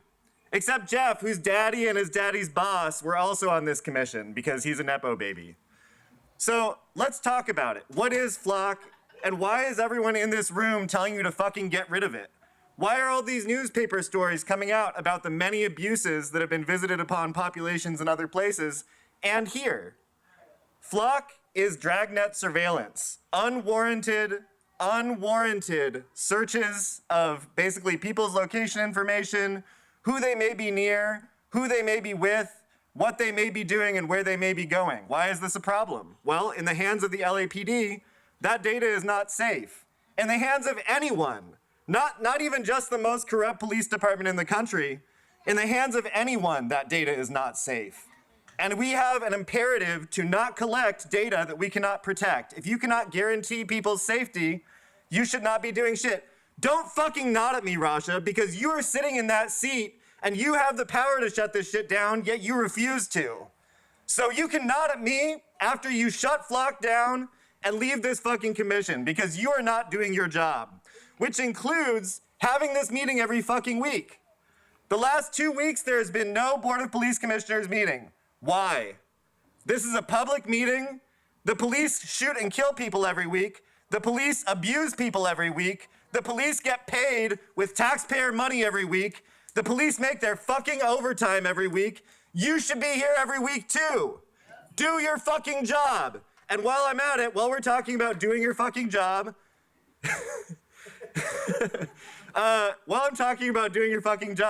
public comment is part of that job. I'm so deeply moved by the fact that you have decided to extend public comment past the 45 minutes that is never enough. Congratulations. I bow to you, Rasha. And Amada, I don't know what the fuck you're doing here. Where's your white boss? Is he too drunk to show up? Oh? I know you can't answer questions, but I saw you drink that whole bottle of water. And I can guarantee you that if you keep coming back to this fucking meeting, it'll get worse. So I hope you don't come back. I hope you find a new job. Django, that was a lot of the first people, that was, for a lot of people in here, that was the first time they've heard you speak, because your voice is reserved for later in the meeting after everyone leaves. And as Megan said, that's very much the intention of this body, is to have a discussion when people aren't here under cover of... Thank you. You've already had, your time is up. Next speaker, please. The next speaker, please. The next speaker, William Good.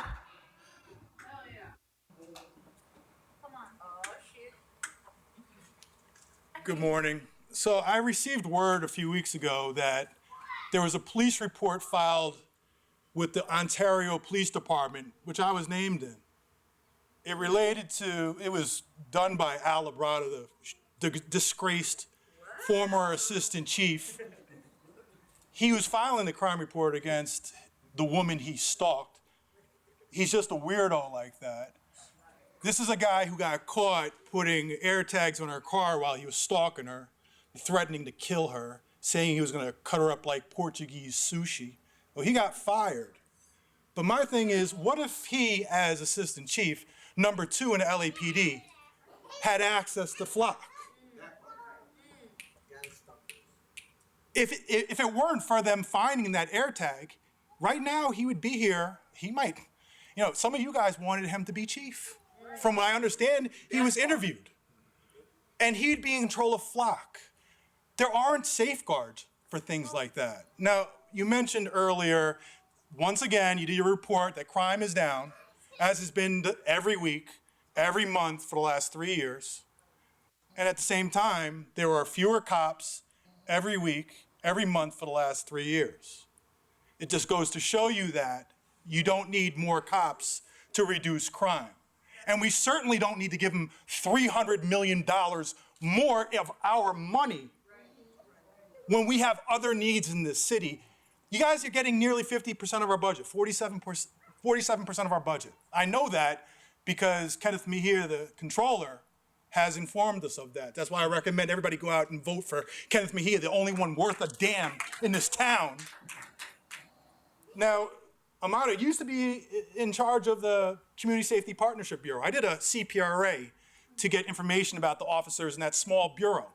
I filed it in 2021. It still hasn't been completed to this day. You guys are doing a CPRA report today. I just want to tell you, it's completely broken, and it's by design. It is designed to be slow. You also have this gang problem that's going on now in the 77th Division, involving where they don't activate their body-worn video before they do their crimes. You guys were warned about it by captains or command staff years ago. They knew about this problem. Rasha, you knew about the problem. I've seen the email. You've known about it for 3 years. It's the same problem they had in Mission Division where you were warned about it years before, and yet you had these gang problems there. Stop pretending like you guys actually care about this gang problem. You come here and say, oh, we need to find out more about it. You've been told about it and you ignore it. And that is the problem with this town. There is no accountability in the LAPD. Most of you need to go. Jim McDonald needs to go. Karen Bass needs to go. The next speaker is Baba Akili.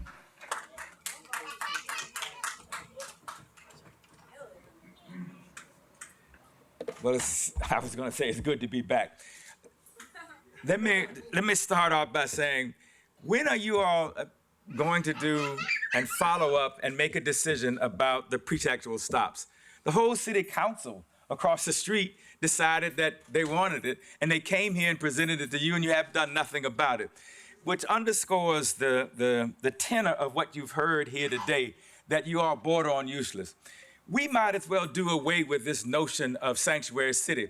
As long as there's a Flock, you might as well just call ICE directly and skip the middle person. That's why we are calling for an end to the contract with Flock. Ray Charles can see that around the country, every city that has had a Flock contract is having problems, and they're getting rid of it. And you all are proposing not to get rid of it, but an audit to get rid of it, I assume. Why the audit? All the data and information you need. Stevie Wonder can say that we don't need Flock, but yet you all want to do an audit to get rid of it. Get rid of it now. You can make that decision now. There's enough data, there's enough evidence, unless there's something else that's not being talked about. Unless there's some other reason that you all want to tenaciously hold on to Flock. Unless there's something you don't want us to know about while you're holding on to them. What is it? You can today make a decision to cut the contract. You can do that. But yet you choose not to. And then finally, I want to talk about how we get treated in this room. We get lectured to like with children. You got a warning. Warn me again. 2 weeks ago, when Dr. Melina Abdullah spoke 10 or 20 seconds over the so-called time limit, she was surrounded and thrown out of the meeting by police. That's why we don't trust you.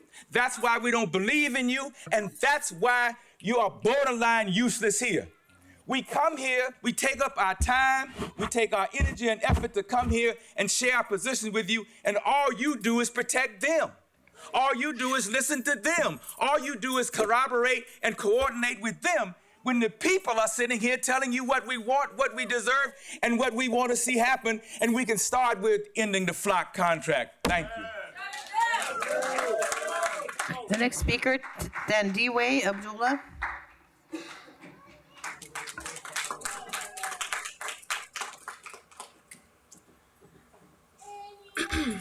It's really nice to not see Jim McDonnell here today.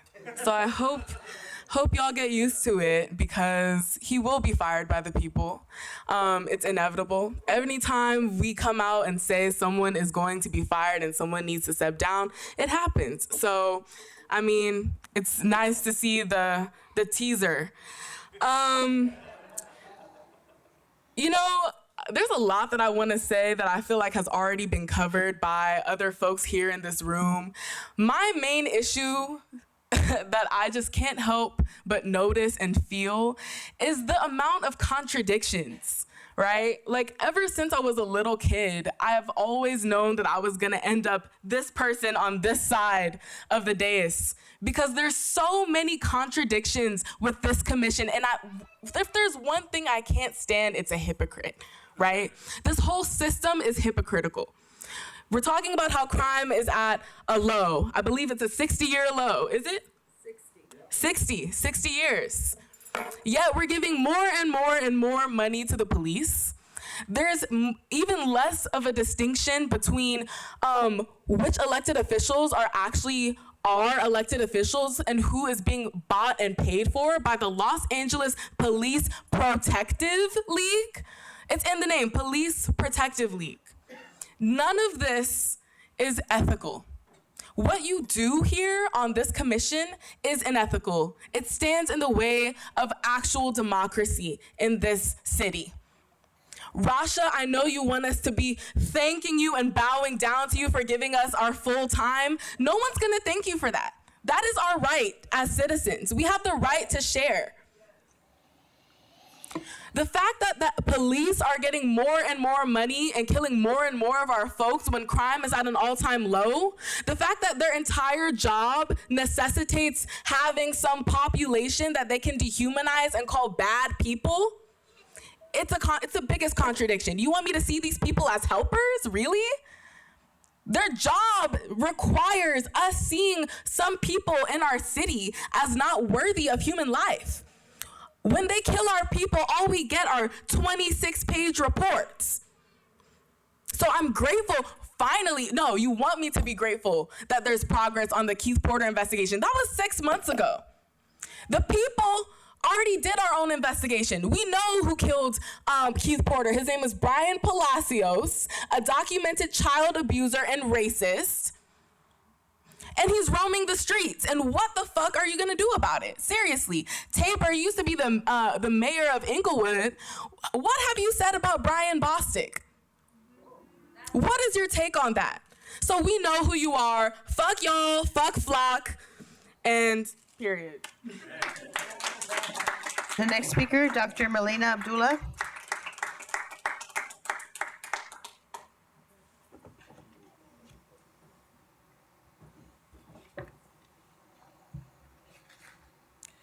So today is a lot of days, right? One, it's Fuck Flock Day. Fuck Flock Day. So I want to get these things out first. Fuck Flock, cut their contract now. Flock out of LA now. We want to fire Chief McDonnell now. You have the power to do that. You have the power to do that.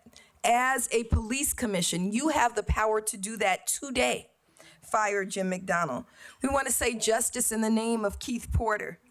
and justice in the name of Linda Becerra Moran, especially as we know what's coming. Y'all gonna get on this pride bandwagon and act like you care about queer and trans folks when actually you don't.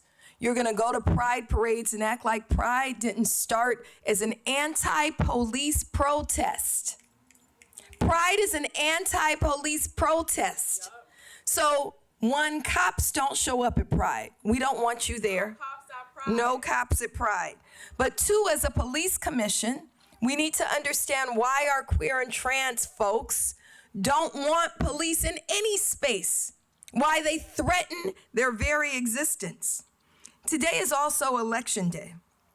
And I want to get to why that's important. We know that you all are appointed by a mayor that is backed now by the LA Police Protective League. We know that you are appointed by a mayor who has sold her progressive values out to an Israeli lobby that Jeff Scobin also supports. We know that the mayor who appointed you has given LAPD a budget that is the exact same budget allocation, the exact same amount as the US government gives to Israel to commit genocide. That means LAPD is also a genocidal organization. I also want to uplift because I started thinking about what happened 2 weeks ago when I spoke 20 seconds, not over my time, but 20 seconds over the reduced time that you arbitrarily chose to impose. That I was surrounded by police. And I had to watch as they threatened my child. And you all did nothing. And I thought about what that means. I thought about who you are, Rasha. You've always been caping for white supremacist corporations. But Danny Tabor, I met you through Bob Moses. Met you through a civil rights leader. One of the leaders of the Student Nonviolent Coordinating Committee. And I hope on today, Election Day, voting rights that Bob Moses gave his lifetime for, that you will stand up for the people, that you'll do something more because you have the power to do something more. So now is the time for you to say, who do I stand for? Who do I believe in? Am I going to stand on the side of the people or on the side of the people? Ma'am, your time is up. Thank you. Next speaker, please. The next speaker, Daniel Wooten.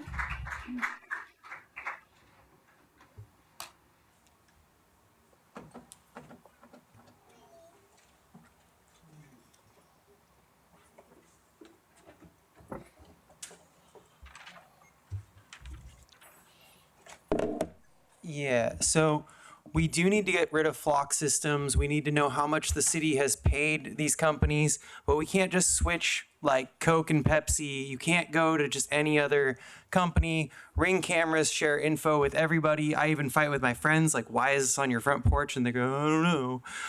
And it sucks because our education system sucks because all of our money goes to militarism and police.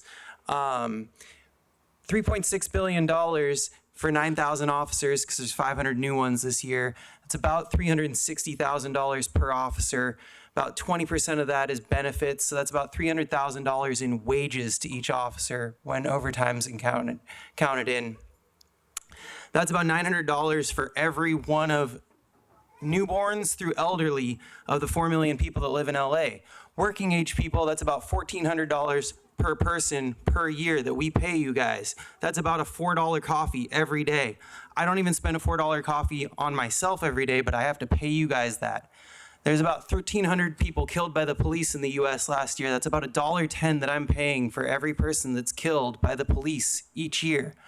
That number seems to not go down. Yet as crime goes down, you say, the system's working, so we need more police. Crime goes up. You say, well, we need more police. I'm out on my spare time clearing bike lanes to prevent fatalities in a city that has the most pedestrian and bike deaths every year. Because there's not money to have your legally obligation. I know this isn't all you guys, but you guys take the money that would go to the legal obligation to keep safe all traffic lanes, for instance, sidewalks, bike lanes. For people in wheelchairs, they have to go out into the streets when people are speeding. You're gonna put up cameras to give speeding tickets?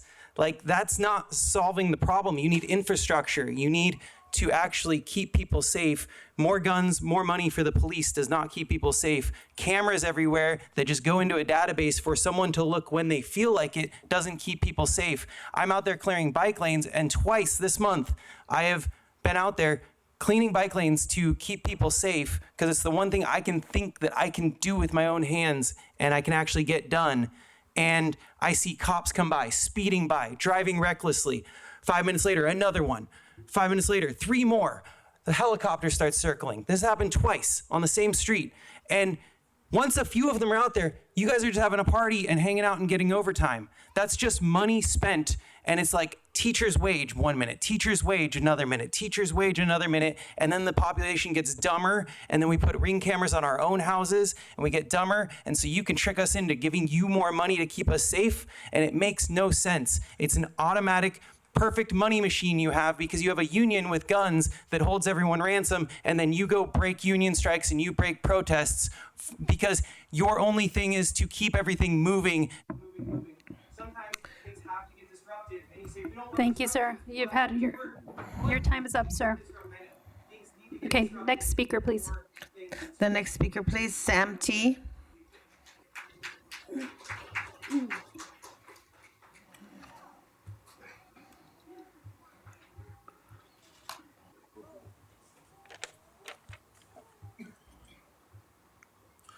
All right. We demand that the Board of Police Commissioners instruct LAPD to terminate all partnerships with Flock Safety with immediate effect. We demand that the LAPD terminate all partnerships with Flock Safety. City Council and Mayor do not enter any new partnerships with other ALPRs. We know Flock is one of the many enablers of the state's ability to monitor and criminalize marginalized communities. ALPRs cannot be reformed with better privacy policies or data sharing. It must be abolished. Shut it down. Flock is an expansion of the mass surveillance state, a technology that accelerates the mass deportation pipeline, criminalizes all the people of Los Angeles, including black folks, brown folks, trans folks, and youth, abortion seekers, sex workers, and more. Flock weaponizes our movement data to expand the presumption of guilt. Some examples that Flock targets is sex workers, and it's crazy because California claims it is pro-abortion, pro-gender affirming care, pro-immigrant. Their claims are void because the information exists and delivers us on the platter to the right. Yep. And lastly, I want to give a message to Fire Jim McDonald. He was on the news saying that he needs more funding. You guys don't need no more funding for security for the Olympics and the FIFA World Cup. Why do you need more funding? We need full housing. We have the most homelessness of all the United States here. And so money for education as well. And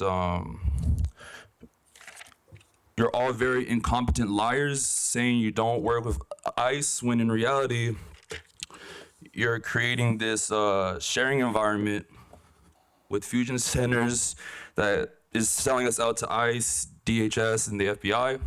And lastly, I want to say justice for Keith Porter, justice for Brian Bostic, and no to the Olympics, no to the FIFA World Cup.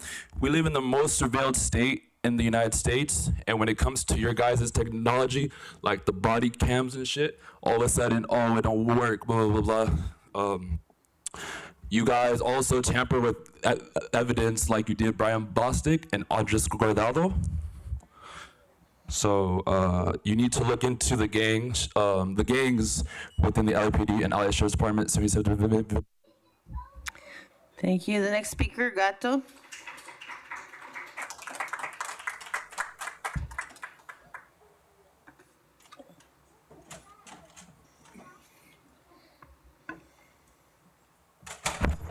Hello, everybody. As we all know, we hear everything about flow cameras And that's all because you're part of fucking IDF. You're an extension. You train in fucking Israel. You have an office in there. Same fucking tactics that you use, the fucking IDF uses in Israel, you bring into Los Angeles. All the fucking illegal surveillance is nothing more than gang stalking, targeted harassment, fucking bullshit that you do in Los Angeles to every single citizen in LA. 2 activists, 2 people that goes to protest. You are a criminal organization from Los Angeles. That's what LAPD is. An extension of the IDF in Israel. You're afraid of saying shit because Trump, fuck LAPD, fuck Israel, fuck all of you, gun stalkers, pieces of shit. And I'm gonna say in front of everybody, Mother's Day was followed by a group of people, gun stalkers, protected by several patrols from LAPD. And I said before, I'm not responsible if anything happens to me due to fucking gun stalking. And as well, I will defend myself by any means as I did before, and I don't care if you're LAPD or you're a gun stalker bitch. I will protect myself, and I don't give a fuck against any of you. So fuck you, LAPD, you are harassing people in Los Angeles. Now you're taking it over. All the people of the protest, all the legal observers, all the activists are being followed by you pieces of shit. So you motherfucker especially, I'm talking to you, Inspector Garrett, wake up, bitch. You don't come here to sleep. Do your job, piece of shit. You have plenty of fucking complaints on your office. Look at me well, and look what I said. You're a fucking state extension of Israel. You're a piece of shit. Fuck you again, fuck LAPD, fuck Israel, fuck Trump, fuck all of you, gun sucker bitches. That's the last speaker, Madam President. Thank you. That concludes the public comment. We will take a short recess and come back for item 4. Okay, we are back from our recess. We'll move to item number 4 on the agenda. Do any of the commissioners have any questions about items 4A through 4X? Just 4V. 4V. Victor. Commissioner? Okay.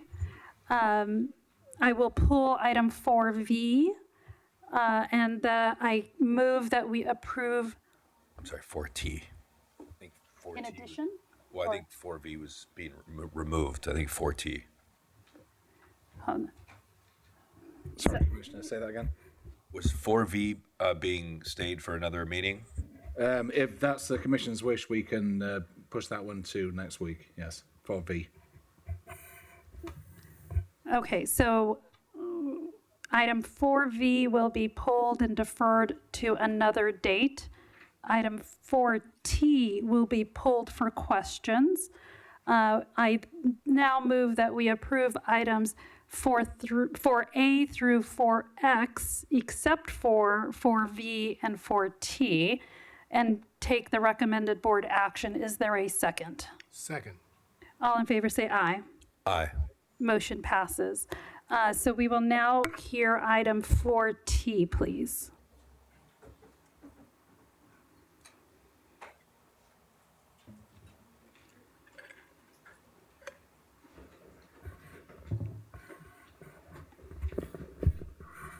I'm going to have Lieutenant Moffett present for this item.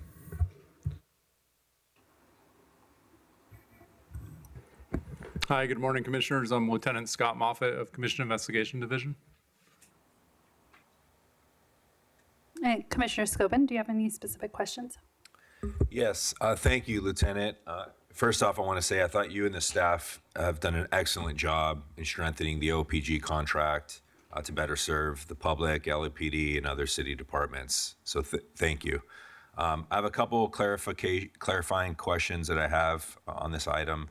My first question in the report on paragraph 5.3F regarding the auto release portal, which is a great addition for a lot of different reasons, as it decreases the cost of the city and timely releases. Recognizing that the department is the one that authorizes the release of the vehicle, not the OPG. What are we doing, or what is the department doing to ensure that they're monitoring that closely and responding to those actually using it on a timely basis? So currently, the auto release portal, I'm working with the chief's office to get policy in place prior to launching the auto release portal. So at this point, we've completed user testing. It seems to be working as intended. And I'm working with the chief's office to strengthen policy because we are seeing significant waste in the money that's spent on these evidence holds.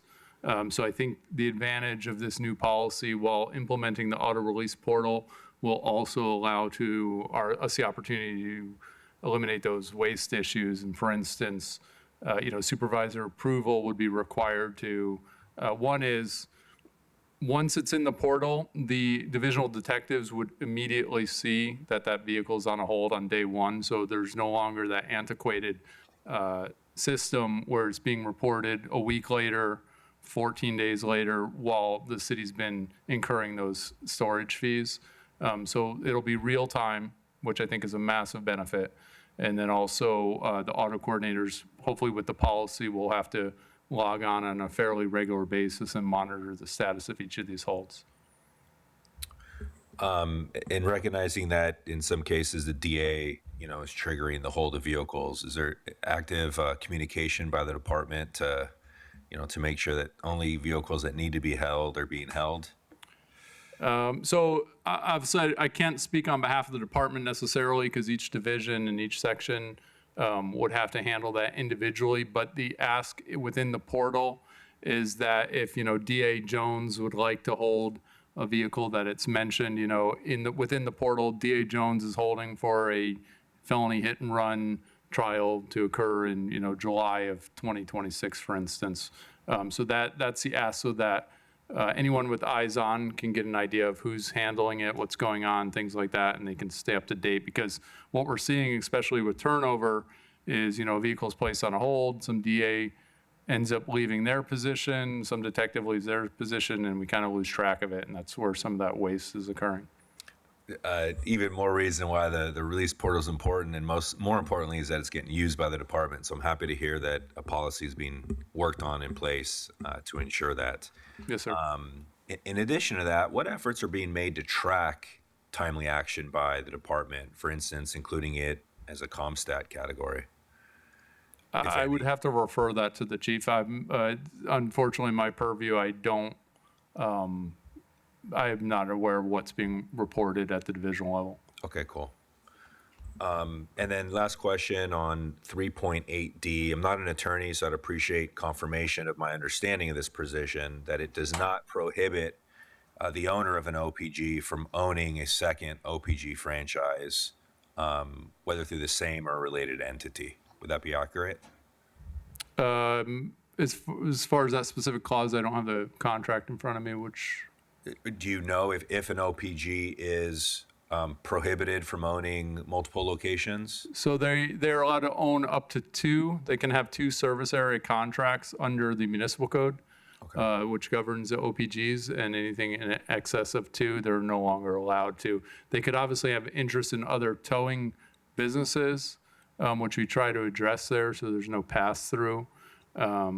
But they're only allowed maximum of two under the municipal code as it stands now. Great. Thank you very much. And again, thank you to you and the staff. Absolutely, Commissioner.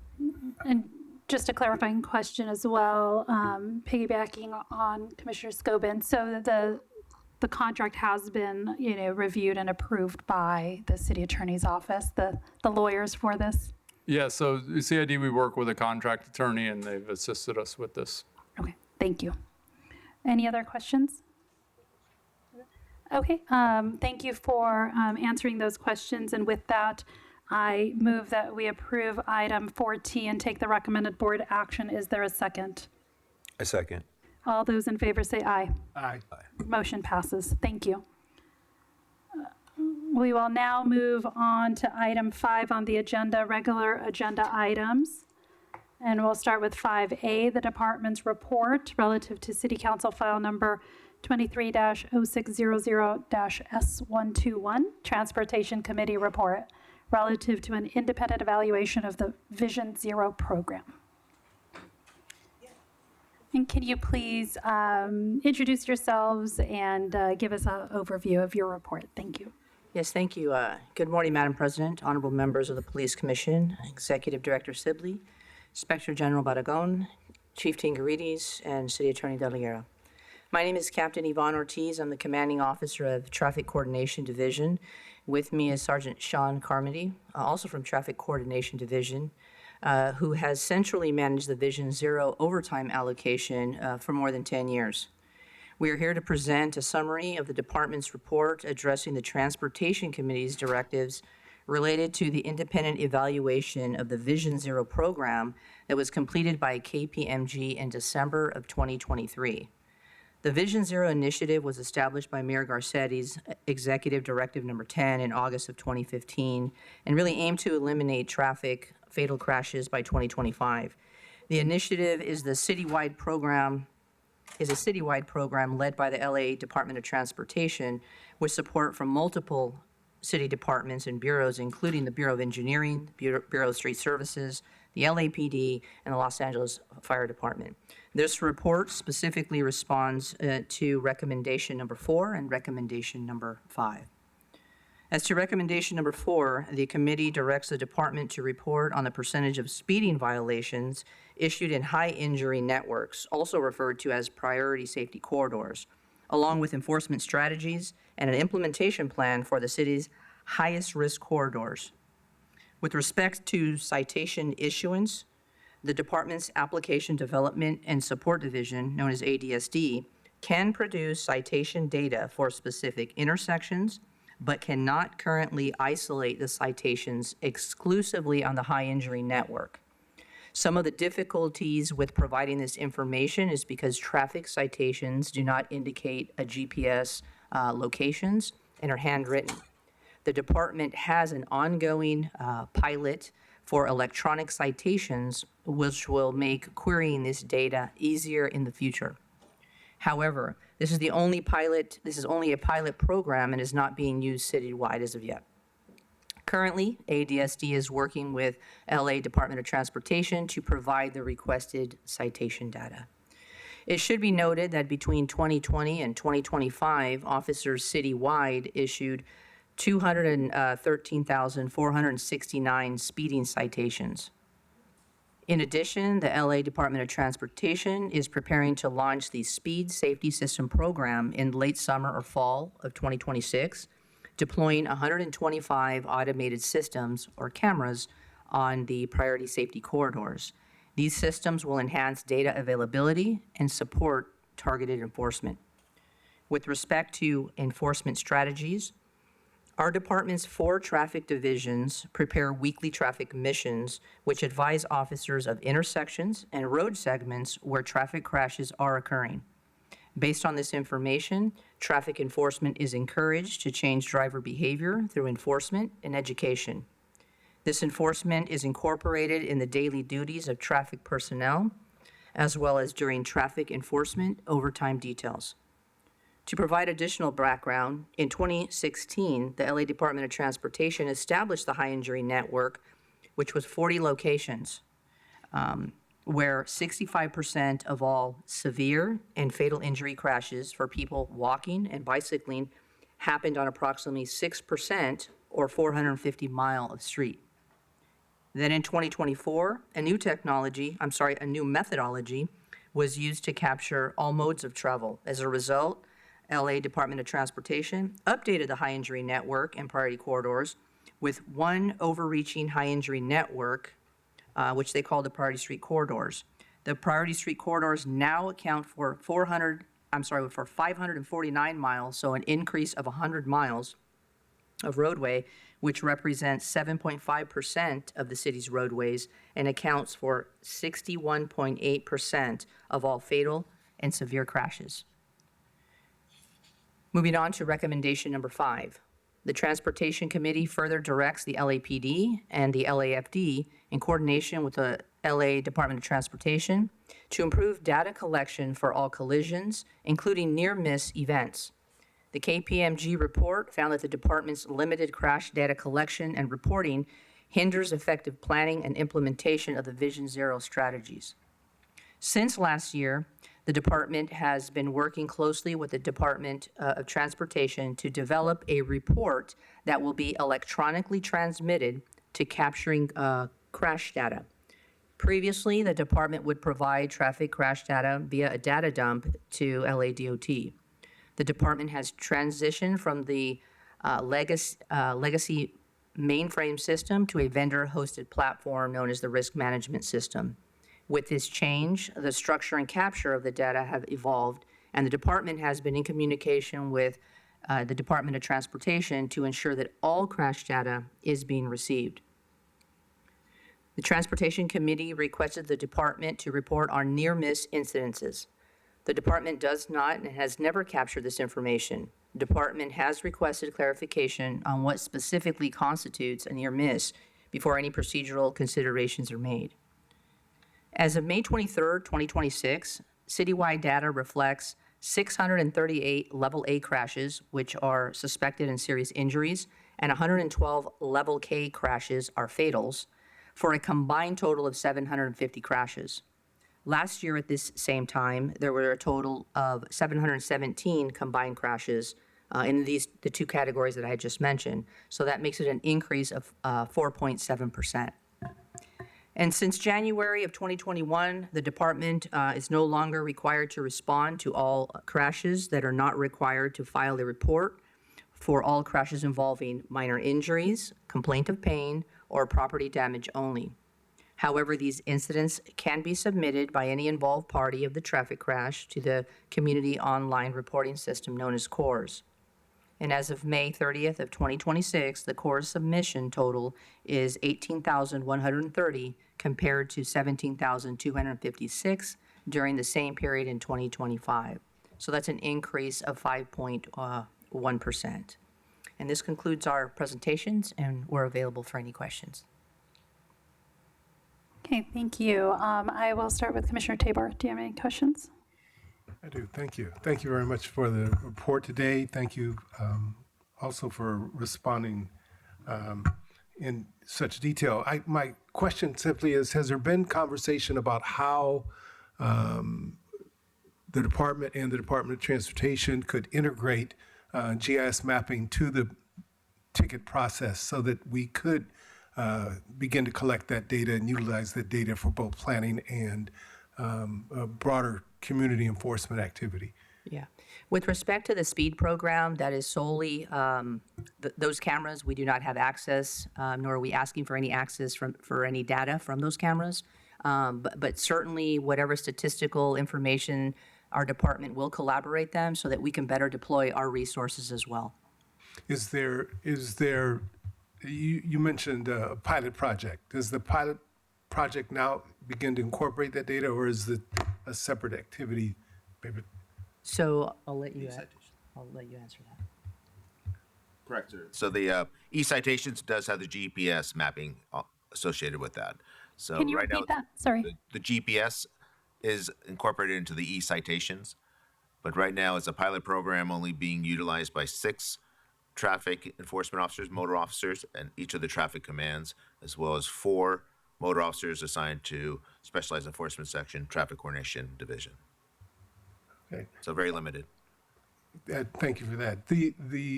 And I don't know if I should be happy or what. There was a period of time when I was very familiar with how a ticket was written, but it's been a while. So in other, for example, in public works, the handheld device used to identify GIS location included in notes at a particular work site. I'm wondering why we've not thought about how that data could be a benefit and not already incorporated. It's good to see that it is included in the pilot project, and I'm just wondering what time frame were we looking at to have broader inclusion? Not familiar with the time frame. We had a prior eCitation program. We switched vendors. So as far as I think one of the big hiccups, what I'm hearing, is from the court system being able to accept the electronic reporting system into the Odyssey system at the courts. Okay. That's been the biggest hangup, even from the first program. All right. I have no further questions at this point. Thank you. Commissioner Scobin. Thank you. Just a question on the report. under recommendation number 4, is there a reason why the number of citations for 2025 only goes through March 10th?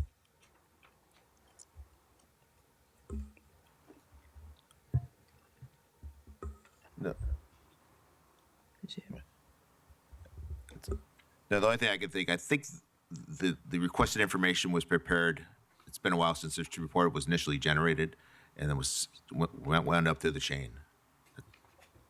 The only thing I would suggest is this, since this is going to be transmitted, if the data is, if we now have that data, it might make sense to update those numbers. Sure. Prior to the report being submitted to the council. We can do that, sir. Thank you.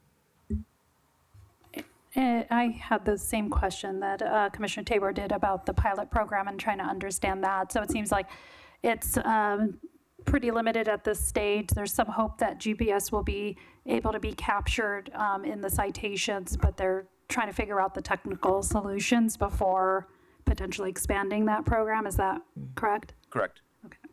Yeah, I look forward to that type of integration because I think relying on hand written citations and trying to track information that would be very, very helpful to know. It would be good to know in a snapshot which, intersections are most dangerous. That's how we should be deploying officers. That's how we should be deploying our resources to try to limit and reduce the number of, vehicular and pedestrian crashes that have been fatal in our city.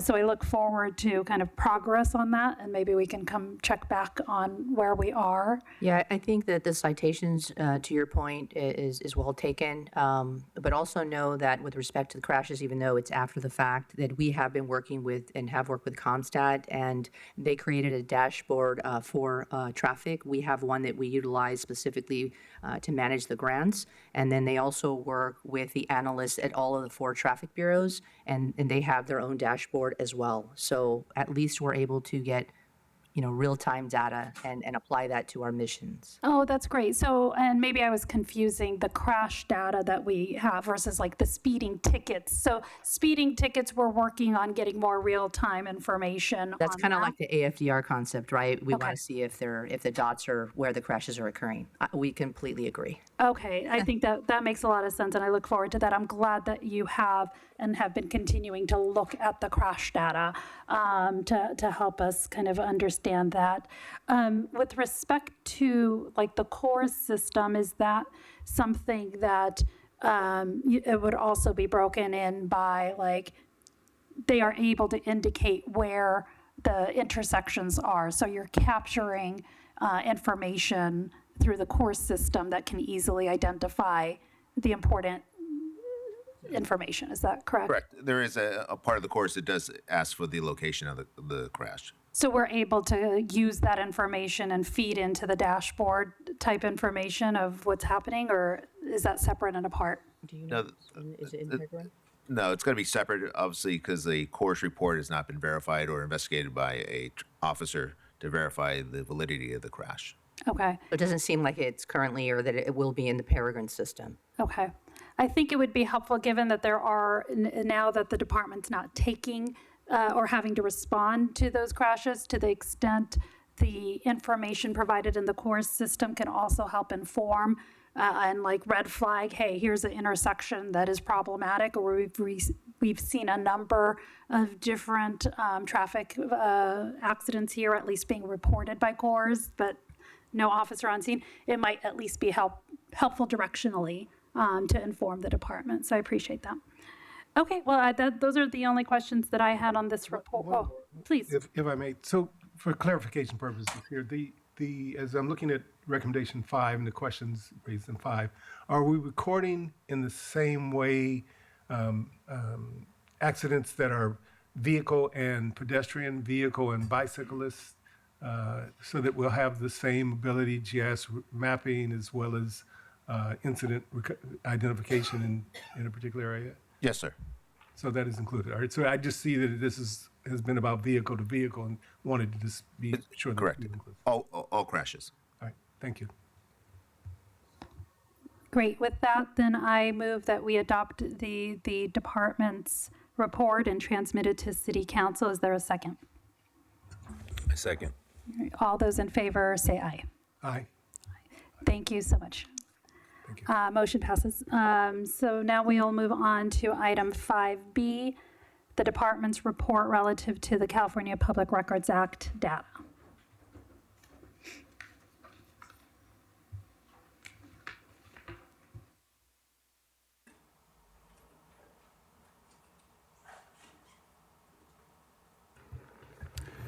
Good afternoon, Commissioners.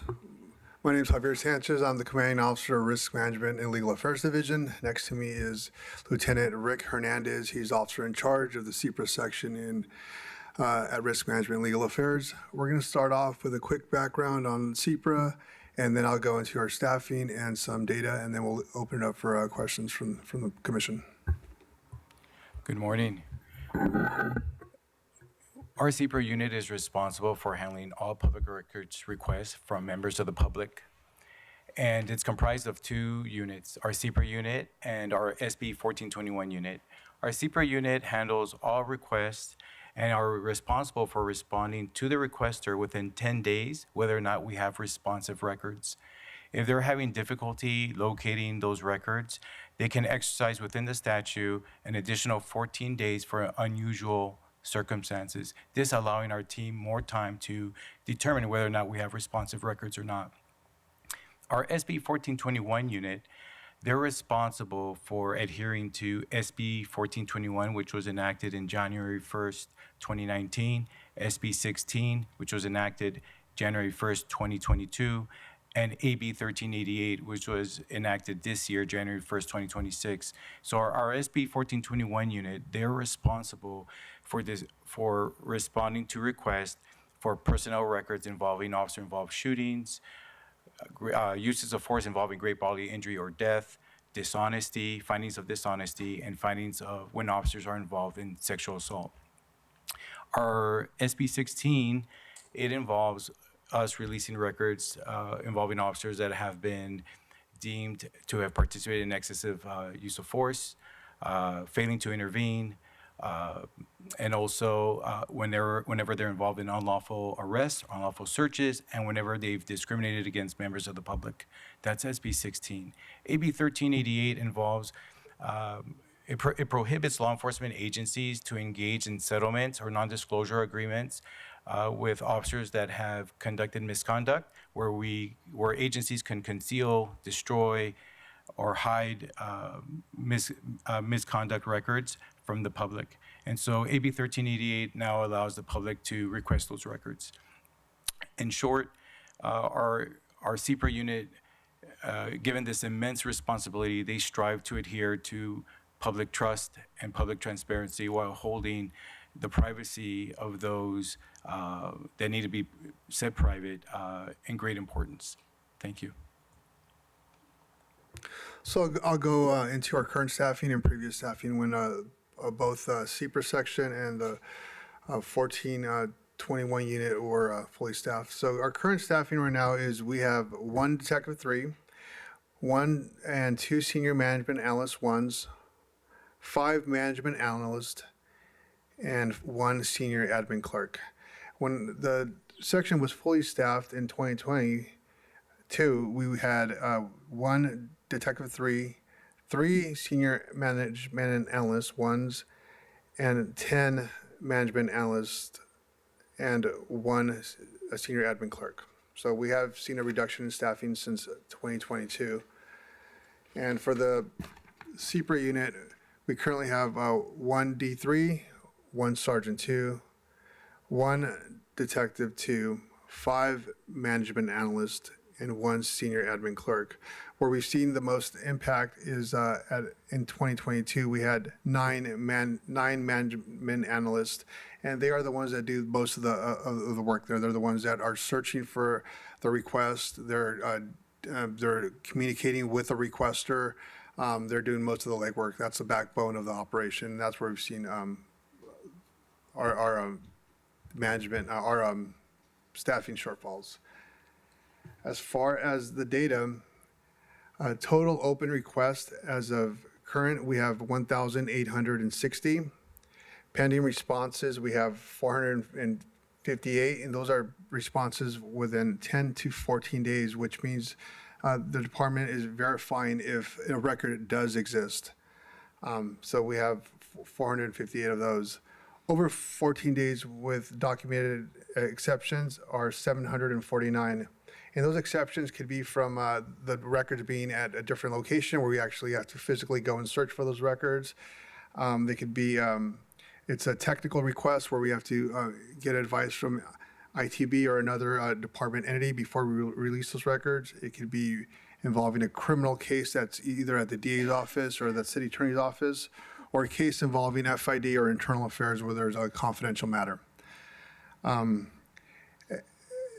We've had a increase over the 5 years. So as of 2020, we had 3,656 requests, and in 2025 we had 8,123 requests, and that's an uptick of 122%. Currently, as of 2026, we have 3,282 requests. Last year, in 2025, we had 2,498, and we're seeing an average of a 31% increase since 2020 of CEPA requests coming in. Some operational challenges we're identifying is when the requester is requesting body-worn video, because our analysts have to go through each body-worn video, look at the body-worn video, and sometimes redact some information off those body-worn videos. We're also seeing some challenges when it comes to 911 tapes, because they have to listen to the 911 tapes, and that is a very lengthy work to do. Also, when there's some legal analyst, some challenges where we have to loop in the city attorney's office to ensure that we could release the request. So those are a few of the operational challenges we're seeing.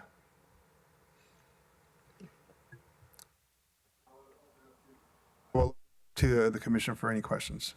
Thank you. I'll start with Commissioner Scobin. Do you have any questions? I do. First off, thank you for the report, and thank you for the work that you do. The questions and comments that I ask are in the spirit of continuous improvement. So I just wanted to be clear. One, this is obviously a topic of grave importance and interest that we hear about, week in and week out. And I think, ongoing reporting, just for the sake of transparency, would be a positive. So my first kind of comments is on ways to maybe improve the report in terms of information. So for example, the line which talks about open CPRA requests exceeding 14 days with a documented exception or consent. I think having more detail as to, greater than 14 days to 3 months, 6 months, 9 months, 12 months, et cetera, et cetera. We hear a lot from people who have been waiting. In fact, we heard today since 2021. And, there may be very valid reasons as to why. But I think for the sake of transparency and having the information, I think having that information is important for all of us, because as a body that's looking to, hold the department accountable and for continuous improvement, I think having that additional information would be helpful moving forward. In terms of staffing, I look at this situation and I said, look, technology has made submitting requests extremely easy. And when you look at the, exponential growth month over month, year over year, I don't anticipate that stopping. I anticipate that continuing to grow. And so I think as a department, we need to be asking ourselves, what are we doing to meet that moment head on? At best, we have a, customer service issue where the public is, not having great customer service and getting what they need, to a legal obligation, right, to do this. And in this case, we have both. So, can you speak to, the staff and the amount of people that we have, which is now less than what we had prior, and what we're doing as a department, if anything, to correct that and right-size that to meet the demand of what's in front of us? I'll speak to that, sir. We are currently always reevaluating our own processes to see how efficiently we can work within our team to streamline the responses to our requesters. We are looking at technology. We're embracing technology, but we're looking and we're being very careful of how to implement it and how to use it wisely. As far as our personnel is concerned, we have submitted requests to double our personnel staff, but as you can understand, the city budgets, the constraints, it's taking an impact as to how quickly and how efficiently we can move forward with that, because we have to wait for certain budget approvals to hire most of our civilian staff. Our CPRA unit is comprised mostly of civilian staff and one sworn officer. So you have civilian staff that are working under the dark cloud of furloughing and not knowing if they're going to have a job. And so that's been a struggle to retain. So the mission is to make the working environment better for them so they'd love to stay with us. And then two, to let them know that we're constantly working at adding personnel and doubling our personnel staff so that they're not handling an abundantly large amount of cases that each individual has to carry. I don't know if that answers your question, sir, but that's what we're doing. Yeah, I mean, I think I can appreciate the budget issues, and they're never easy, but I hope part of the conversation is the litigation that this deficiency creates. And I mean, those are real dollars as well. And when you look at those dollars, it feels like, dollars would be better spent, hiring a few people. I might suggest a couple ideas. They may be good, they may be bad, but in the spirit of help, we just recently had a presentation from the reserves, and it was a great, heartfelt presentation. But the department has many level 1 reserves, the majority of which are retired full-time officers who aren't working patrol and are otherwise not meeting their hourly requirements. If the department hasn't, I'd recommend maybe the department look at assigning some of those reserve units to, this unit to help, with things. Another suggestion would be is, since both sworn and civilian personnel work in the unit, you might also consider looking at the specialist volunteers to assist the department. And those might be two low-hanging fruit opportunities to, increase staff, not affecting budget, and improve our situation. So I share those recommendations. No, I agree with you 100%, Commissioner. Back in 2022 and 2023, we had 10 officers on loan who were some folks that were on light duty, and they really helped with the workload. So maybe looking at a program like that again with the folks that can't work patrol and can't maybe work the desk, having them come to our section and we could train them up, and that would really help with that workload. That's another great idea. Just to clarify, I have staff that works with the department on these issues, and the 10 and the 14 days is simply to try to identify records. It sometimes will take months to respond because of the records. So when they give you numbers of requests that have been made, those are just the numbers of the requests. The documents themselves that are being requested can sometimes number in the hundreds. So all of those documents need to be searched, located, reviewed, sometimes including my staff, before they're produced. So it will take months, and sometimes it's just a rolling basis. So people will come in, they'll complain that it takes a really long time, but the process is really very detailed. And they're giving you just an overview of what occurs. I can't really address the staffing, but we do work and we try to train their people up so that they can function very efficiently, and they do respond and notify the requesters through next request about the status. Yeah, I want to clarify, I'm not casting judgment on the effort that the team puts together. I mean, this is a reality that this team needs more support. And, we do have litigation. There has been dollars paid. So we know we're not 100% compliant in this. And so, whatever we can do to help support getting us there, I think, one, is a positive for the community and, transparency and also the law. So thank you. Thank you, and great suggestions, Commissioner Tabor. Yeah, again, thank you for the report today, and I share the question that was asked. I'll try to pitch it to you a little differently than was asked by my colleague here. What comes to mind for me is we're getting an overwhelming amount based on staff time, based on technology that we're currently using.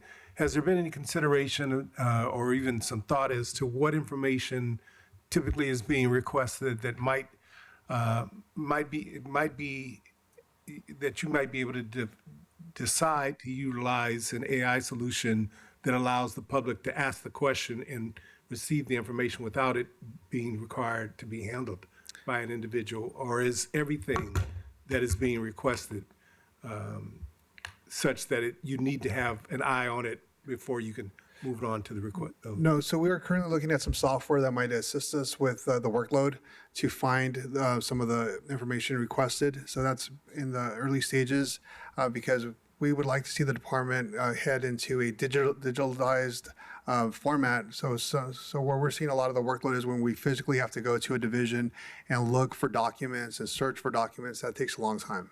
So if we could get everything digitized and then use some software in the future that would assist with the workload, that would be very helpful in achieving the timelines. Right. Along with those types of suggestions, I'm just thinking now that since we're able to identify with locators and metadata, all types of documents, are we at a point now where we're using that technology efficiently? And if not, what can we do where it's not a staff time as much as it is a technology adoption? So let's keep that in mind. Yes, sir. No further questions. Thank you. And yeah, I'll repeat all the same thank yous for this. I know this is a challenging job, especially given how much the exponential growth in this area. But as Commissioner Scobin said, this is just an area that's going to intensify and increase. And so coming up with solutions is important. It's similar to, I've heard judges talk about the explosion of lawsuits based on AI. Now it's so much easier to generate things, but you can't have the same kind of slow, broken system trying to address a new problem. And so I really look forward to, and I do think Chief Tangrides, I think this will be an additional kind of report back that I'd like to see some more, what's our plan moving forward. And so I think the staffing issue is one. And so I love the idea of looking at available resources, whether it's reserve officers, volunteers, and then also officers on light duty that can come and help expedite this process. I want to understand what the department is learned from prior litigation. So here are lessons we've learned and have implemented so that we're not just repeating a liability, function. I'd like to get a little bit, as the city attorney mentioned, that there are these, exceptions and sometimes requests are made so broadly that it can end up taking forever. I've seen this in my legal practice. I'll see like a subpoena that asks for everything under the sun, but if you talk to the person, it's like, well, I really just want this, or this is really what I'm looking at, but I wanted to say it as broadly as possible so that I made sure you included it. So that conversation can help narrow the requests.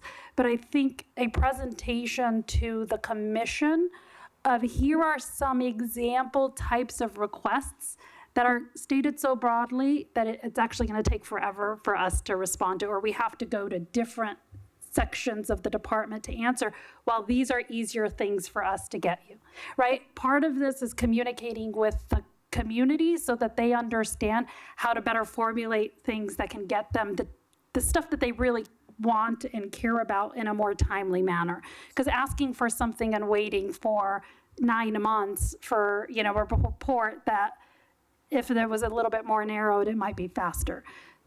Do you do any kind of like education like that or have any kind of fact sheet that can help? Our analysts do communicate with the requester because you're right, the request is so broad. So our portal is designed for a very broad, vague request. So we're looking at other ways to make it specific for the requester, whether it's time, date, location, and place, a place where our analysts can look and get that information a lot quicker. So we have to work with the portal itself to condense the information and make it more specific to the requester's request. And I think maybe having like just like a FAQ or some kind of little sheet that helps explain, if you use this type of language, this is going to be much broader or take a lot longer. Here's how you can potentially narrow down the dispute. So that, again, if you're having that conversation with every specific requester, that's going to take time. If you have a guide that people who are, hey, you want to make a Public Records Act request to the department, here are just some good little tidbits to understand, which I think if you present it for us so that we understand it, that in and of itself can be a guide, on the, website or something for people to follow. The other, and I know you're looking at certain software. One question I have is just in terms of like the tech that you're currently using for, because again, like email communications is so vast. Do you have systems that can easily like deduplicate things, or are you having people having to review thousands of documents from search results or things like, can you talk a little bit about what's the system that's currently being used?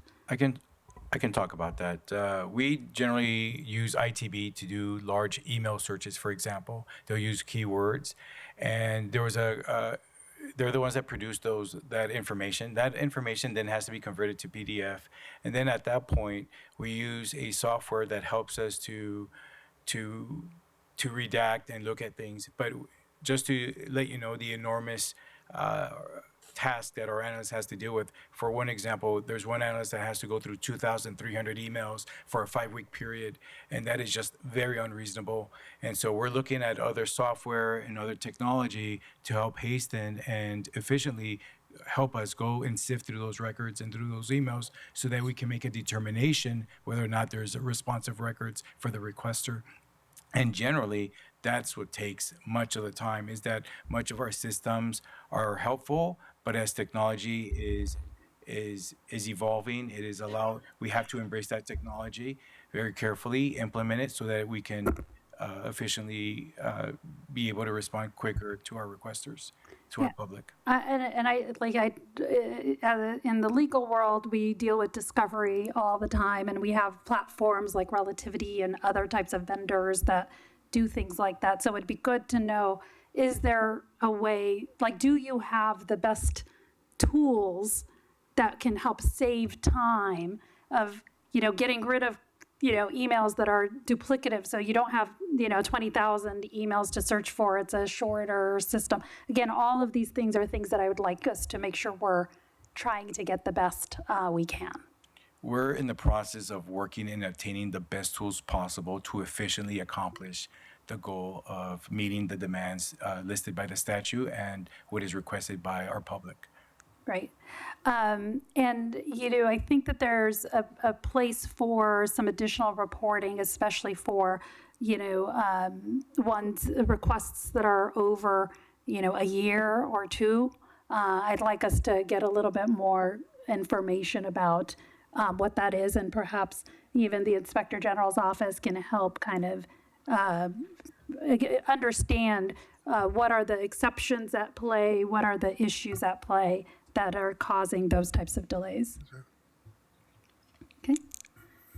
Any other questions? And I will echo, Commissioner Scobin kind of mentioned that in terms of the reports of, there can be some additional detail about, how much, because right now it's just exceeding 14 days. So if we have a better sense for future reports of how long these are, and perhaps you can mention that in our next presentation that we'll schedule at some point, when you can come back to us and tell us about, here's our plan, here's some additional staffing that we can try to do, what technology you're looking at, and how do we make sure we're going in the right direction. May I just say, please? I just say one thing, Of course.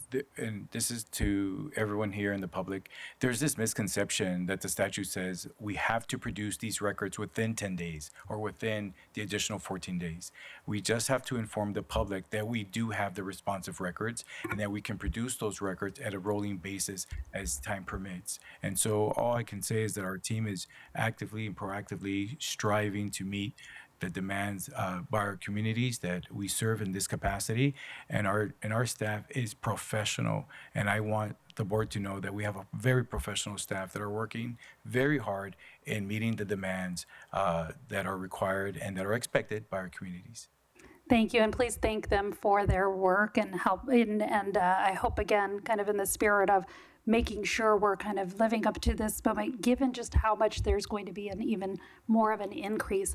Oh, the one other area I think, Chieftain Greedy's I'd like us to look at is also, are there types of documents that you are consistently getting requests about that it may be better for us to proactively provide to the public on the website, so we're not having to, again, this is other ways of thinking of reducing the burden on the units. Is, can the department be systematically providing some additional documents publicly in the spirit of transparency and fulfilling its obligations? Again, as we're seeing the legislative progress, we're only leaning towards more transparency and more documents being made public. So if we can do that affirmatively, that'll lessen your load as well. So it's a multi-factor way of trying to help solve the problem and helping to, minimize liability to the city. And again, showing the department, showing the public what we are doing. So appreciate your work and thank you so much for the report. And I look forward to continuing this conversation. With that, I would move that we approve the department's report. Is there a second? I second. All in favor, say aye. Aye. Thank you, department. Motion has passed, and thank you all for your time. Okay, the commission will now go into closed session for items 6A1 through 5. Thank you. The commission has returned from closed session, and I'll ask the executive director, Mr. Sibley, to please report on the closed session items. Thank you, Madam President. So item 6A, 1 through 5. In each of these cases, the findings were made by a 3-0 vote. So at the regular meeting of the Board of Police Commissioners on June 2nd, 2026, during the closed session, the board made the following findings. So case 6A1, which is law enforcement related injury 025-25. For tactics, tactical debrief, 1 Sergeant 2 and 10 police officers 3. For non-lethal use of force, in policy, no further action, 6 police officers 3. And for intermediate use of force, in policy, no further action, 4 police officers 3. So case 6A2. Law enforcement related injury 026-25. For tactics, tactical debrief, 1 police officer 3. And for intermediate use of force, out of policy, 1 police officer 3. On to case 6A3, law enforcement related injury 027-25. For tactics, tactical debrief, 2 police officers 3 and 1 police officer 2.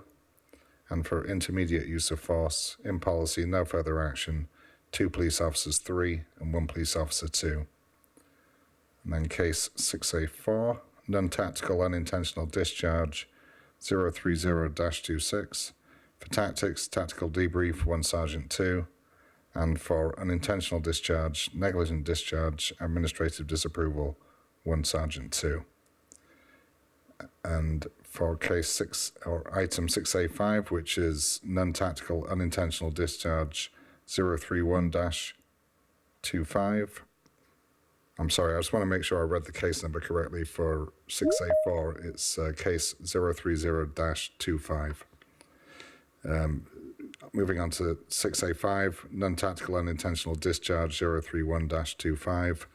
For tactics, tactical debrief, 1 police officer 3. And for the unintentional discharge, negligent discharge, administrative disapproval, 1 police officer 3. And that concludes the reports out, Madam President.